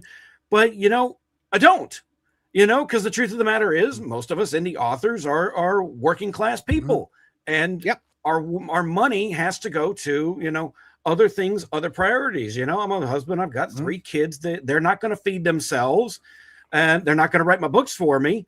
So, it is what it is. I'm not going to I'm not going to crucify somebody because they have an AI picture of their character up there to kind of help promote their book. It's not the end of the world. The hypocrisy and double standard is actually extreme. And it's just because even if you support AI, like the crazy thing, right? I like certain AI generative tools, and I've been really critical of certain AI generative things in other aspects, but people ignore that because I do love AI generative tools, certain things that they can do. And I've even advocated for it and said people shouldn't be afraid. That makes me Satan in so many, anti-AI heads, right? So much so that people have unironically tried to accuse me of having used AI to write Shadow of the Conqueror, my novel, right? When it was literally published before AI generative tools were even around. Like, you can look at the publishing date, but that won't stop people trying to, well, you've done one thing with AI, so everything you do is AI, and accuse you of it. And I know people will accuse me of my next book being written by AI when literally I've been writing it over the past 5 years completely manually because I love the craft and the process of writing. But in terms of AI helping out with proofreading, that's a really great tool. I'm going to be doing that. But because I will use AI to help proofread, to find out little, grammatical errors and stuff like that. I know people just claim that AI wrote the book, right? They're liars, and they want to lambast everything. And then in addition to the whole using AI stuff to help out indie authors and everything, I'm spending a lot of money for a talented artist to make the cover of my future book, right? Just like I did with my previous book. And so I'm supporting artists, but AI is going to enable me to make additional covers because it's very expensive. I don't have the money to just keep making multiple different covers, but now I'll be making additional covers with AI, right? That hasn't robbed anyone, but they will claim that I'm stealing money out of the hand of starving artists, even though I'm literally like hired an artist to produce the cover, and I've spent more on human-made art than most of these anti-AI activists will in their entire lifetime. But no, I'm the guy not supporting artists and taking money out of the artists' hands. When I say money, I'm talking the orders of hundreds of thousands of dollars over my lifetime I've spent on hiring artists. Mike, joining us right now, is one of them. He's the artist of the Shadow of the Conqueror graphic novel, right? No way. Shocking, but that's not good enough. If you do use any level of AI, you're a cardinal sin, and doesn't matter. You don't support artists now, and you're a evil, any number of things under the sun. The hypocrisy is astounding, and the Spurgs losing their mind over Crimson Desert, right? It's unbelievably stupid. Crimson Desert didn't need to apologize for it, and honestly, people don't care. Even if Crimson Desert could have just said, go jump, we use it for development, so what? And then I reckon it would be just as popular. It's just going to be adopted more and more as a useful tool in helping development and cut down costs, especially for people who have a tight budget. And I think that's great. I think that's really cool. That's kind of my take on that. All right. There's another controversy though about this. Okay. So have a look. Well, first, I guess, let me ask a question. Gentlemen, what do you think about bringing celebrities back from the dead, generally, as a general thing, like with CGI or AI? What's your feelings on it? Exploited, I guess, a little bit, but I guess it depends on the celebrity and whether I like them or not. That like. But it depends on like what the company's purpose is. Like if they're trying to exploit the actor, like the whole idea of bringing back Carrie Fisher from the dead, it's kind of bad taste. It's like this weird necromancy. I know they did it for the fans, but they missed their chance the first time around to really use Princess Leia, and they want to bring her back. I think it is only bad taste. Sorry, I think it's only bad taste if the celebrity was overtly against it. But if they are perfectly on board with it, in fact, a lot of celebrities think it's awesome that, hang on, you think my legacy can kind of live on and that people can still see me depicted in future works and in future art, and my image can still support my children and my relatives going into the future. A lot of celebrities are 100% on board with that and think it's awesome. And if they're on board with it, I have no issue at all with it. None whatsoever. Not only that, it has been done already, and there has only been mild discussion around it. But recently, it has been announced that Val Kilmer will be coming back from the dead, metaphorically, in an upcoming film, and they're going to be doing so with the help of AI. Is it a Heat 2? It might be that one, but this is the announcement, right? And people are losing their minds over it because of it's ghoulish, it's wrong and everything. When it's his family are completely okay with it. And so this is the article. It says Val Kilmer has been resurrected via AI to star in the new movie As Deep as the Grave. So it isn't Heat 2. It's As Deep as the Grave. Kilmer was cast in the movie in 2020, 5 years before his death, but he was too sick amid his throat cancer battle to even make it to set. Now an AI version of the actor is appearing in the film. With the full blessing of his daughter, Mercedes, he always looked at emerging technologies with optimism as a tool to expand the possibilities of storytelling. This spirit is something that we are all on. Sorry, this spirit is something that we're all honoring within the specific film of which he was an integral part. Now, the cynics will say, you're only saying that because you're the one getting the paycheck. That's a little like, is it true? If it's true, no problem at all. But also, I don't think he would object with his daughter getting support from his image. Like, his legacy is still able to go on and support his loved ones. Going on to I'm curious if they're going to have another actor reading the roles and then just dub his voice and image over it, because and just AI replace the face. Yeah, because the AI looks good, but its acting sucks. Yeah, I've seen great acting. I've seen terrible acting with AI. But no, you have not seen any great acting with AI. No, I've seen really good stuff. If you had, then I doubt. Yes, I have. Mike, I'm into this. Clearly, your opinion is no longer valid in regards to what is good acting. Well, you don't know what I've seen, Mike. I have seen some emotionally driven AI, videos. Like, it can do it. But I've also seen bad, right? But when driven by a human, it can actually copy the emotion near one-to-one. Does it really, really well. But anyway, they go on to say, he was an actor I wanted to he was the actor I wanted to play the role, says writer-director. He was very much designed around him. So the role was very much designed around him. It drew on his Native American heritage and his ties to the love of the Southwest. His family kept saying how important they thought the movie was. So they're basically just reinforcing it.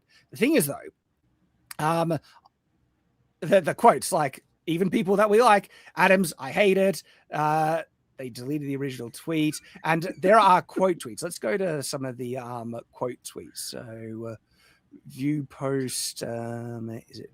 Activity? I hope that we do get some good acting from AI, because when that happens, we can finally do what we've been wanting to do the last few years, which is start taking some actors we don't like in roles we don't want them in and replacing them with somebody. Looking at you here, Zendaya, in the Dune trilogy, one of the worst miscasts I think I've ever seen. Every time she pops up in those movies or the trailers for it, and the trailers for Dune 3 I saw, it came out over the weekend, every time her face pops up, it takes me out of Dune completely. Just, I cannot overstress how much I am not only tired of seeing her, but in that particular role. What a complete misfire from. Well, you'll be able to replace her completely with AI in the future with the actress that you want. But looking at the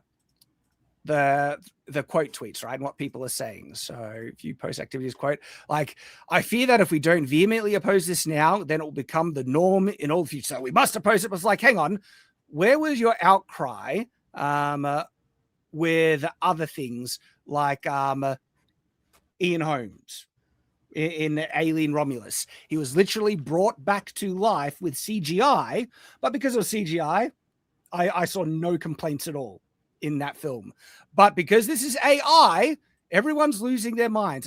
Critical Drinker, he says it's horrifying. It's like, I love Critical Drinker, but I'm like, I mean, if he's consistent and says it's as horrifying when it's done with CGI, perfectly fair, all right?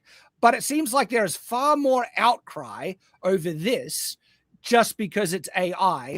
When actors, look, resurrected via AI is such a dystopian sentence, right? They've been doing this with CGI for years now, right? And what the biggest example, Ian Holmes was resurrected. He was fully resurrected. Like in but he wasn't. Romulus, he wasn't though. It was. I know, but the role is slightly different.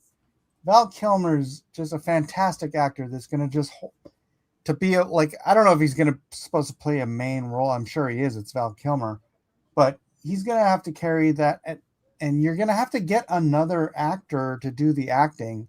And that's the hard part about this for me, is that it's like you could bring Ian Holmes back and play a bit part where he's a jack beat up freaking android. You can get Peter Cushing to stand there and say 3 words, but you want to put a freaking main actor, an A-list actor, into the freaking role of an A-list actor in a movie.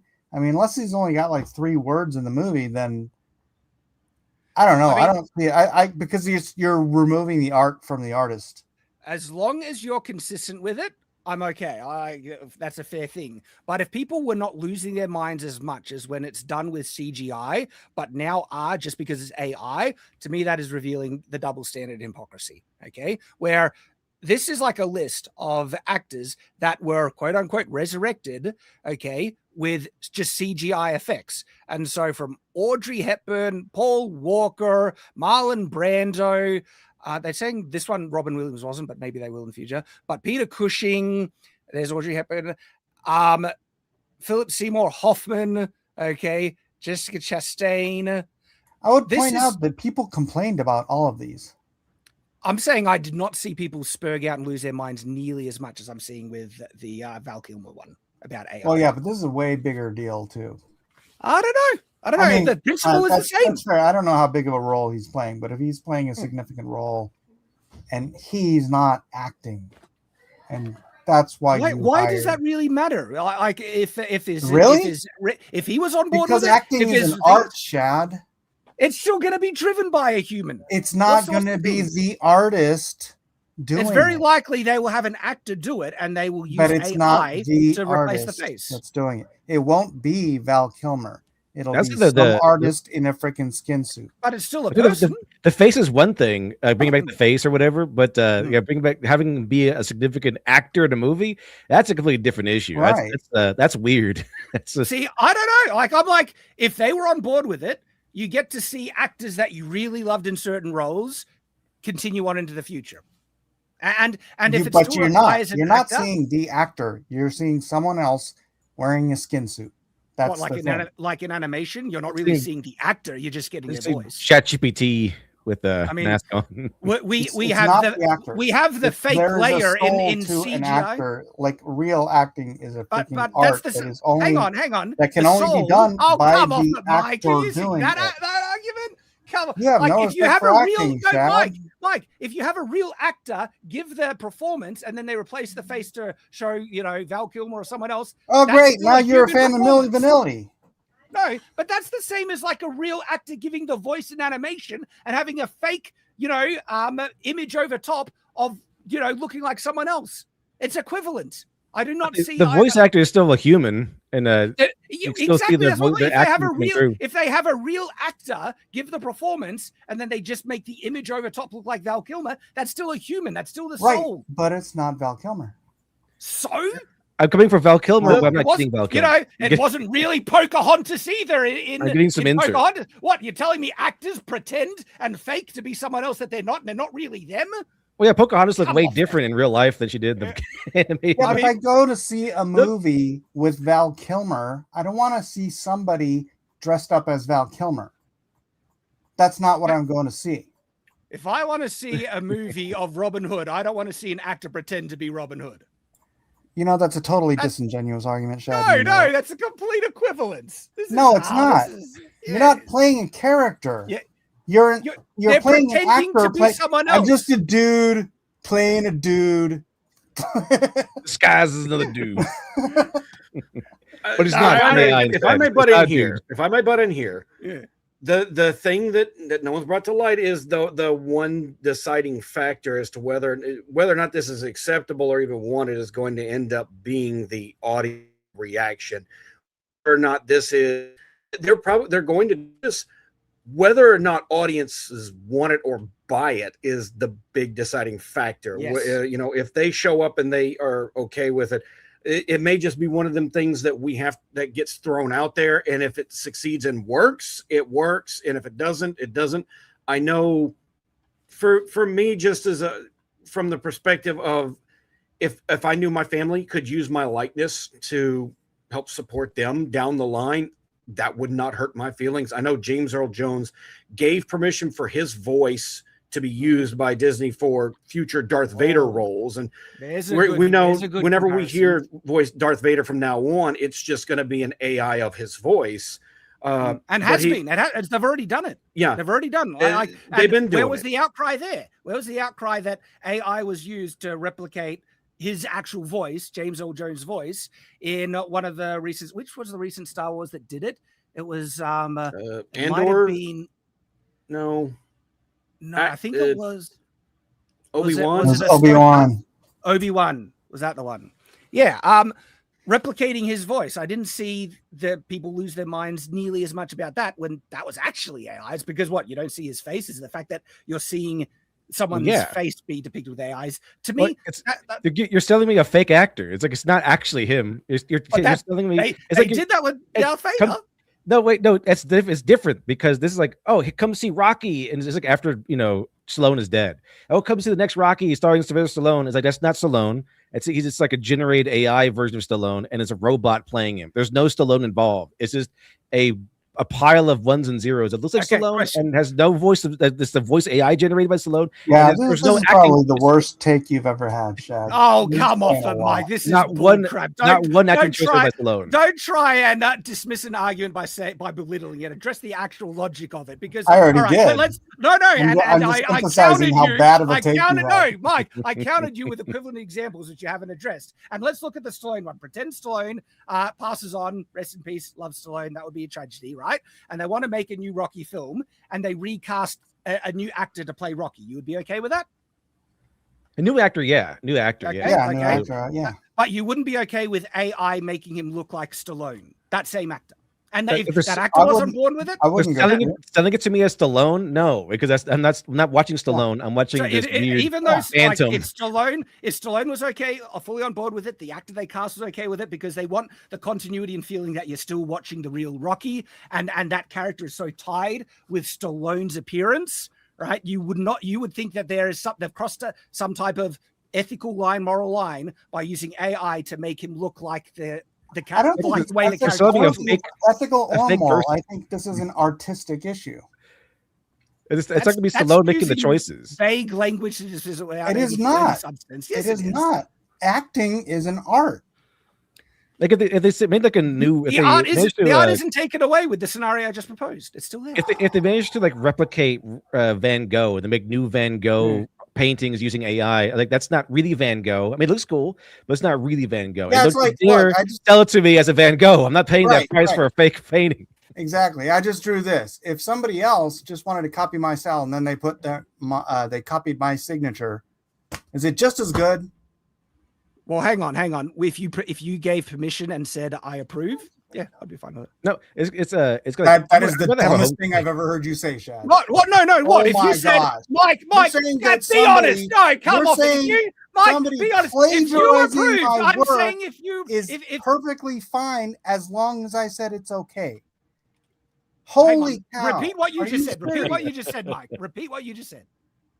You're saying that if someone played, it's like all those Thomas Kincaid paintings, Mike, dude. if you approve, that's not plagiarism. What are you talking about? No, it's not. It's not my work, is it? You're the copyright owner giving someone permission to reproduce your work. Right. It's literally not plagiarism. That is retarded. That is a dumb thing to say. Come on. Oh, no, don't even go there. What you just said was dumb. Can we get a D in the chat for how dumb this take is from Shad? Mike, when you give someone to reproduce your work, that is literally not plagiarism. Are you saying it is? Are you saying it is? Come on. I mean, I don't know what the legal definition is. Honestly. Oh, well, there we go. But I'll tell you one thing. All of those people buying those Thomas Kincaid paintings that his little studio people made instead of him and put his name on, they're all suckers. Because that's not Thomas Kincaid painting the painting. It's his little freaking machine of idiots out there are copying his work. I know, because I know a guy that worked in his studio. And they're buying his name. They're not buying his work. My position is, if the underlining artist approves it, I got no issue with it. If they don't, and then they still do it, I agree with you guys. They're crossing an ethical line, should not be done. All right. And there is something a bit, there's something weird about it. If they're trying to resurrect, past artists against their will. Yeah, I think that's a bit foolish. But if they're on board with it, I don't have an issue with it. And if it's a good work of art. I'm not saying they can't do it. I'm saying it's not art. It's just freaking. This one. It's Shad, a money grab. It's a money grab. Let me address this super chat. It says, Shad, by your logic, if you died, your kids could use AI to write sequels of your books, and they can put written by Shad. Would that be fine? If they're fully honest that this is an AI trying to imitate my writing style, but because it's imitating it so well, it is the same writing style that you still get things that feel like it was written by me. I'm perfectly fine with it. Not a problem. Just be honest about it. Like, I agree with you guys. If there's fraudulent dishonesty, then absolutely there are problems with it. But if not, that's kind of me. That's where I am on that. If I may, Mike, can I ask a question? Yeah, of course. Mike, say, I may have voiced this before. I don't know if whatnot, but say you had like an AI in complete isolation and you trained it entirely on just your art and style. Would you consider anything that it put out to be your art? No. Okay. Because he didn't do it. I mean, I know people are going to have different responses. Mm-hmm. Well, but it kind of makes me wonder, because if it's trained, if it's trained entirely on just your own work, you know. Well, here's the nuance. I wouldn't say it was made by Mike. Yeah, I wouldn't say it was made by Mike. It is Mike's art, but you can say it is art of his style that replicates his style perfectly. That's true. Yeah, because that counters the other contradicts another argument that's been made with AI, which is you own it no matter what it looks like, because you're the one that kind of put in the prompts. But if you put in the prompt that in the style of Studio Ghibli, if that's the case, if the case is then this is made by this person because it's in that style, then you don't own it. Then like either you it's made in that style and the person who owns that style owns it, or you own it. Hang on. And it's not yours. You can't own style. Studio Ghibli doesn't own the style. You can't own the style. But in this case, if it was like in this example, if you put the Mike's artwork into an AI and it turns it out and you say, oh, it's by Mike S. Miller, well then does he own the style then? Because if you can say it's by Mike S. Miller, but it's not by him, it's by an AI that does his art style, then where does it leave us? It's not actually by him then. You can't say it was by him because it's by an AI. It's just something that's churned out by a computer. Well, I'm agreeing with you there. I don't think that contradicts what I was saying though. But that's where we're at with that, I guess. If I generate art in his style from the AI, I cannot then sell it to you as his because it's not his. It depends. If Mike approves it and say this is duplicating my style perfectly, and puts his stamp of approval, I would be perfectly fine with it. But he still didn't do it, even if he approves of it. But if they're saying it's AI duplicating his style perfectly, and Mike approves that, this is like as if I drew it, and they're saying then they could sell it as Mike's art, as long as consent is given, I think it's fine. I'm perfectly fine with that. But it's not to say that Mike can own a style, saying it's duplicating his style. Because an artist can do the same. It's the same. That's the difference I'm saying. But this is not a moral argument. It's not an ethical argument. It's an artistic argument. Yeah. It's to me, it's not trying to be didactic. It's just it is a thing. There's this artistic integrity, and there's a line there that it is amoral. It is just an issue. Well, hang on. You just said it's not a moral argument. Now you're saying it is a moral argument? Amoral means not a moral argument. Well, amoral means usually immoral. Immoral means immoral. Amoral means without moral. Without morals usually is used. Immoral means like against morality. It's not moral. Amoral means it's without morals. Oh, I could be wrong about the definition. Moral, let's look at amoral. Because usually when someone... There's an interesting difference between just using the face of an actor as a cameo, but then having the actor do a lot of acting in it when it's not them, because they're dead. That's a little bit different. Yeah, because it's one thing's like you're saying a cameo or whatever. It's just a little... It's like Easter egg or something, right? But just trying to replace the artistic nature of an individual human being, I just have way more I place way more value on the art of acting than that. I think I'd rather have them recast the actor. Yeah.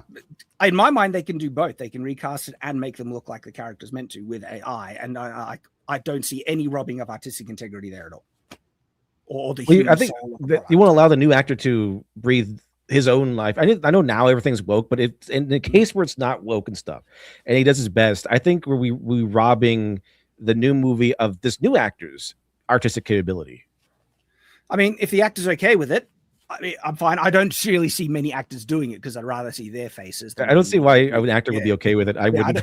But if they were okay with it, Everyone in the chat is getting in on the amoral, immoral debate.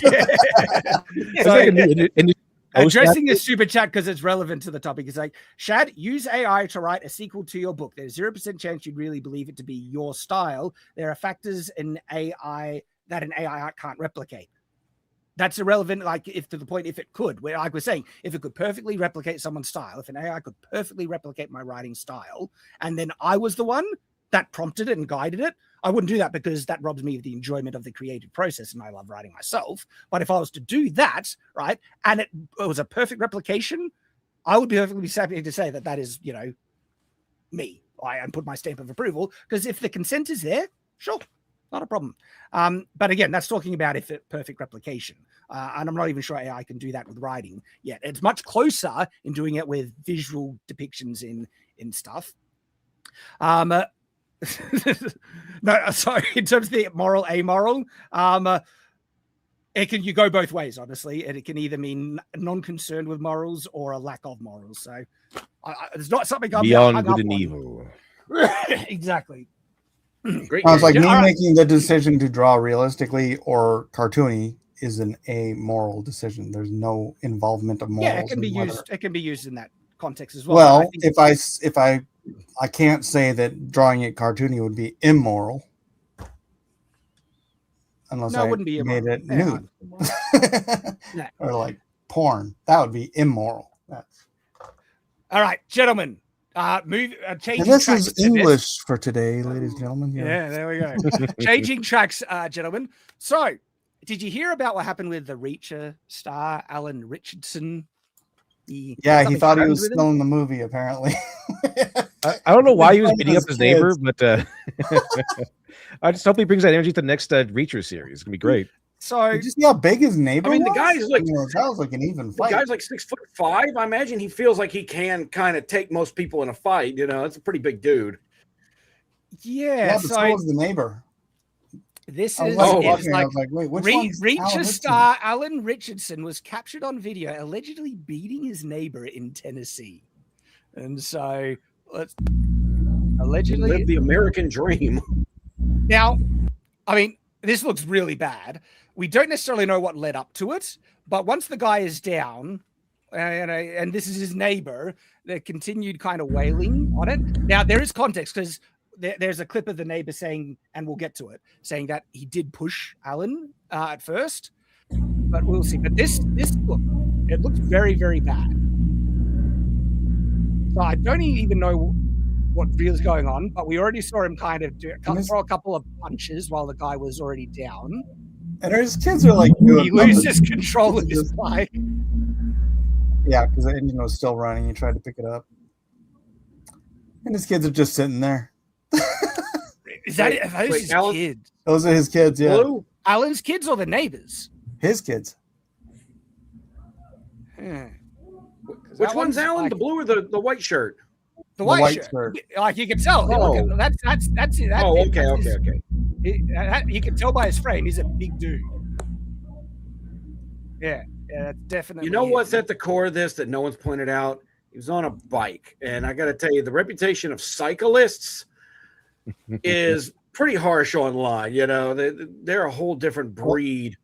There's other hints there that his neighbor has a little kid's tricycle, and his complaint was that he was going too fast in his neighborhood. Well, so the guy's got a little kid, probably rides his bike in that street. Right? The neighbors come out, and we'll listen to what he says. Let's hear. Is the audio coming through, guys? Yeah, it is. It started on Saturday morning and I'm an experienced motorcycle rider. I've been riding bikes all my life. So, you know, from dirt bikes to street bikes and etc. But I'd heard this incestuous revving. And sorry, was someone wanting to say something? Wait. His name was British. His neighbor was British. I was about to say, well, what's a Tennessee? Okay, well, I'm on Alan's side so far. Kick that red out. Did nothing wrong. Speeding through our neighborhood of the motorcycle. I eventually saw the guy on Saturday. I didn't know who it was. And I sort of like flippantly sort of said, "Guy, like he was quite away." And I said, "Can you just slow it down, please?" And then there are numerous people in my neighborhood who caught all of this on Ring doorbells of him speeding through the neighborhood. And on Sunday, when I was cleaning my bike outside my house, he rode past once, twice, and on the second time, I walked out in front of him and I said, "You've got to stop. Someone's going to get hurt." And it escalated quite quickly from there. I did push him because he was coming towards me on his bike. He did it again for a second time. I pushed him a second time. All right, so he was the one that first put hands on them, and the question, like, because now we're missing context, because a shove or a push can sometimes be, I guess, valid if someone's moving up towards you, or it could be aggressive and instigating something. And well, Shad, in the eyes of the law, any unwanted contact or assault and battery. Like I knew a guy who got busted for a finger poke. Right. And I'm willing to bet there's a lot more the neighbors not telling. I highly doubt he just went out there and, like, knowing he looks kind of old. He looks boomer age. He probably went out there firing a lot, because there's nothing boomers love more than to control what other people do in the neighborhood. You think he might have been being a bit of a Karen? He probably was being a bit of a Karen, but at the same time, Alan Ritchson, however you say his last name, Ritchson. He's been known to have behavior issues on sets before. We will get to that. But here's the question, right? Is the neighbor's complaint valid? Like, if this guy is like legitimately speeding through a residential neighborhood, that's not on. I would think that's a fair, observation to try and say. But it is. You would need evidence for the accusation there. Like, he's saying that they're Ring cameras.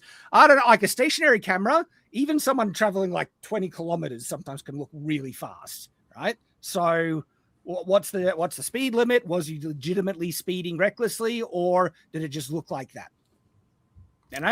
I would still point out the tricycle in that dude's yard.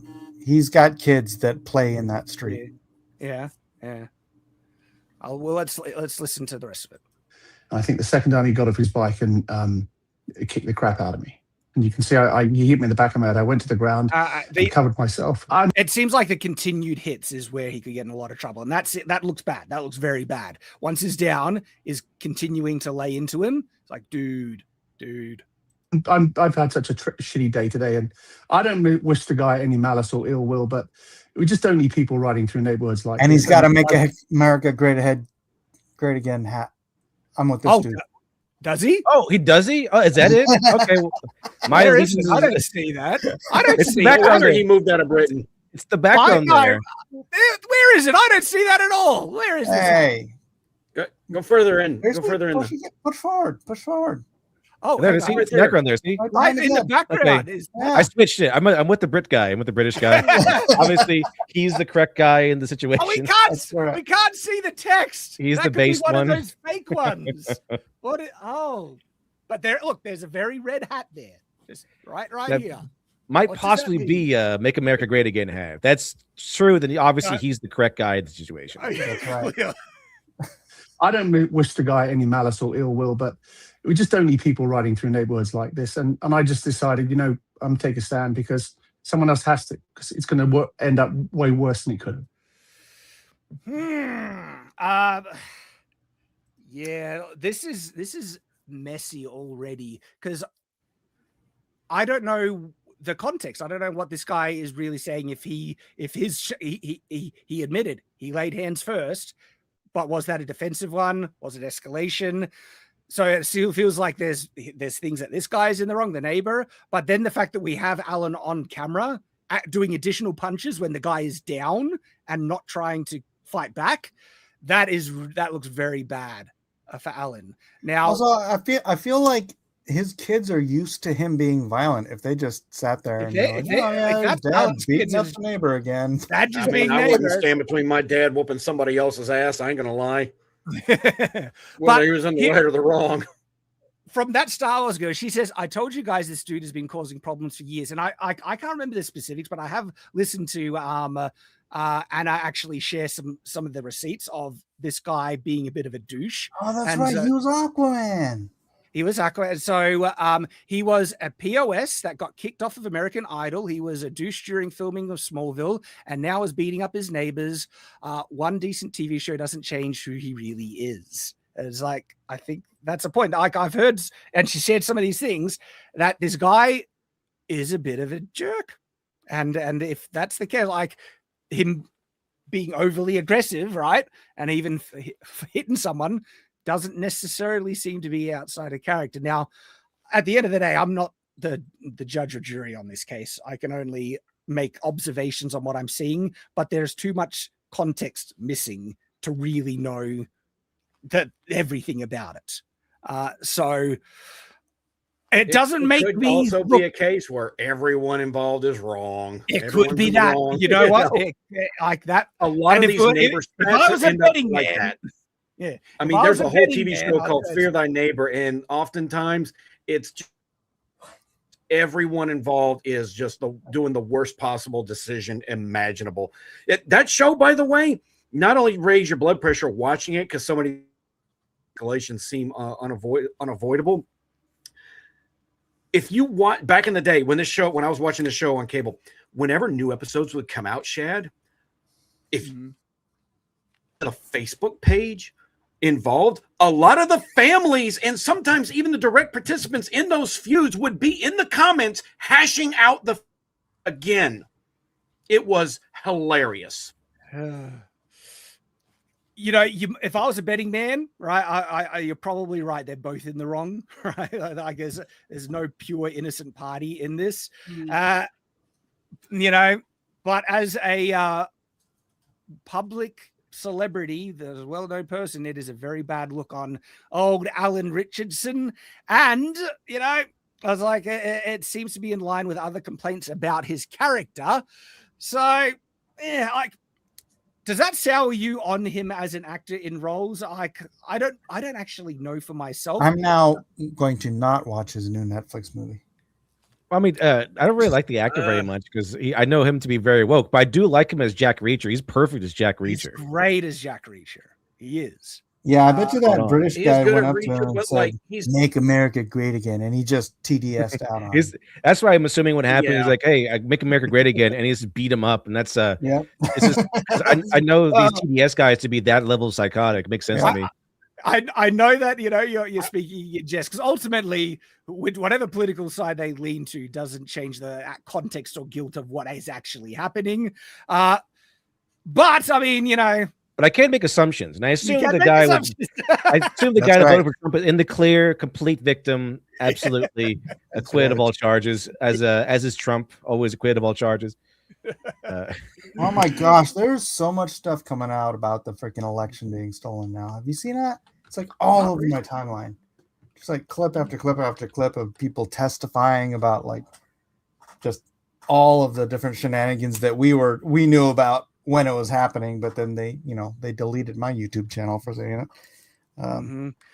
I mean, I've seen some stuff after the last election about, was it like 2 million voters disappeared? Yes, and he's evaporated to thin air. Yeah, it's just like this election had this oddly 2 million less voters, even though it was more divisive and, you know.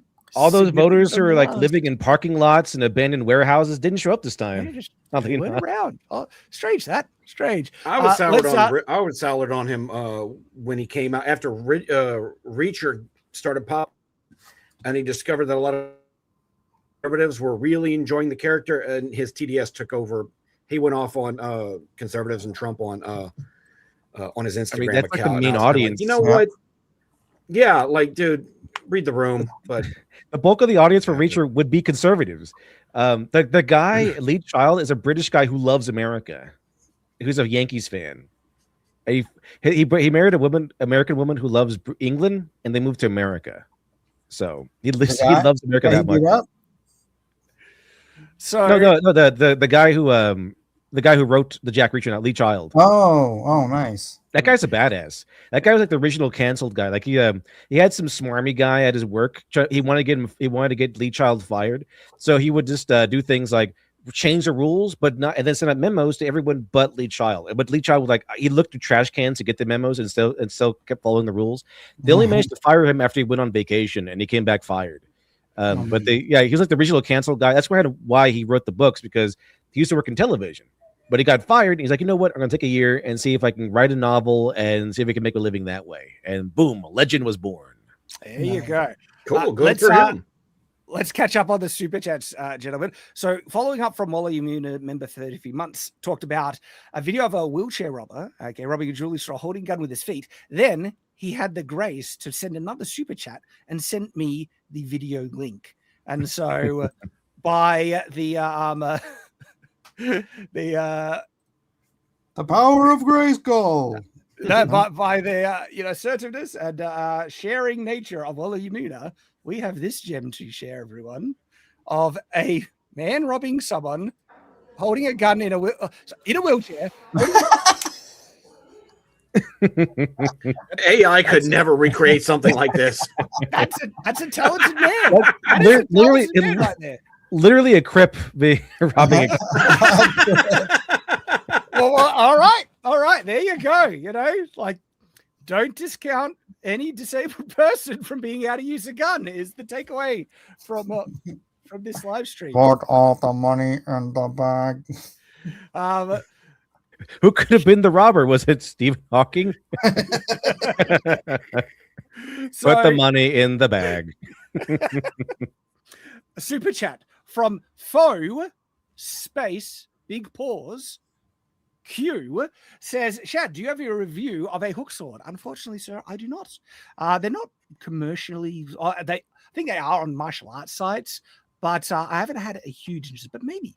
I mean, as I think about it, maybe, Xavier Saviorheart 3331 for $5 says, G'day. I saw Project Hail Mary last Sunday and really enjoyed it. I do agree with Shad about the astrophage, but I find the film chose an easy and cool explanation. Love that film, guys. You got to see it. It is top tier. I might take the kids to go see it. Tuesdays here we have half price movies. Otherwise, yeah. That's gonna take the whole family to a freaking movie these days. So we have a super chat I think I grabbed that one. We have Mansfield Time for $2 says $2 to team up against the new Animal Farm trailer. I haven't even watched it. I've just heard it's like woke garbage, basically. Yeah, can you imagine? Well, it's developed by and starring Seth Rogen. That tells you all you need to know. It's like turning Jesus Christ distributed by Angel Studios. Yeah, it's insane. It's like turning a gospel movie into something about Satan. Yeah, like I don't have much interest in it. So I guess we'll see. But I'm probably not going to see it myself. So already up to date with super chats, gentlemen. It has been a lot of fun. I appreciate you all. And signing off, LitDev, anything that you want to say as we're signing off now? Oh, yeah. I actually put out a new video. It got crushed by the YouTube algorithm, so it didn't really get much traction. But if you want to check it out over there, it's on my channel. It's about Knights of Seven Kingdoms, Game of Thrones, and the nature of heroes versus the anti-hero, the cynicism, and why the noble hero will always be the go-to guy, and why the noble hero carries a power that never goes out of style. Awesome. Check it out. Mike, anything you want to say?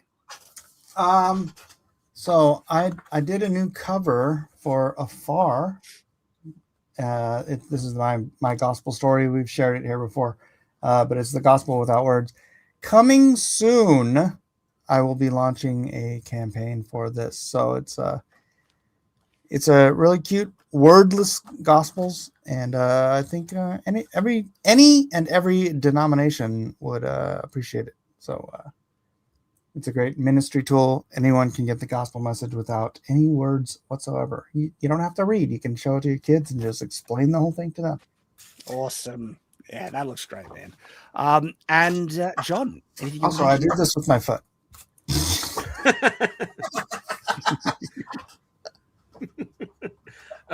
Nothing on my end. I just got my book back. I'm still working on the edits. I'm working on the second edition of the Black Crown to make them tonally and in line with each other. And dropped a new Substack article today about people who say they only read old books and why I think that's a bad idea. So if you want, check me over on Substack at John A. Douglas. Awesome. And everyone knows where I am.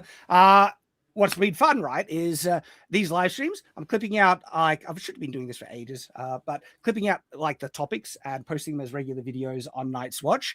And we got, like, as a result, that live stream last week that we did, right, now has 10,000 additional views just from posting the clips. And look, they don't get huge views because they are clips from the live stream, but overall, it means that the kind of reach and views just from the live stream is now, getting multiplied, which is fun. And so you can check out then if you missed parts of the live stream, they're going out, as well as I got my review of Project Hail Mary.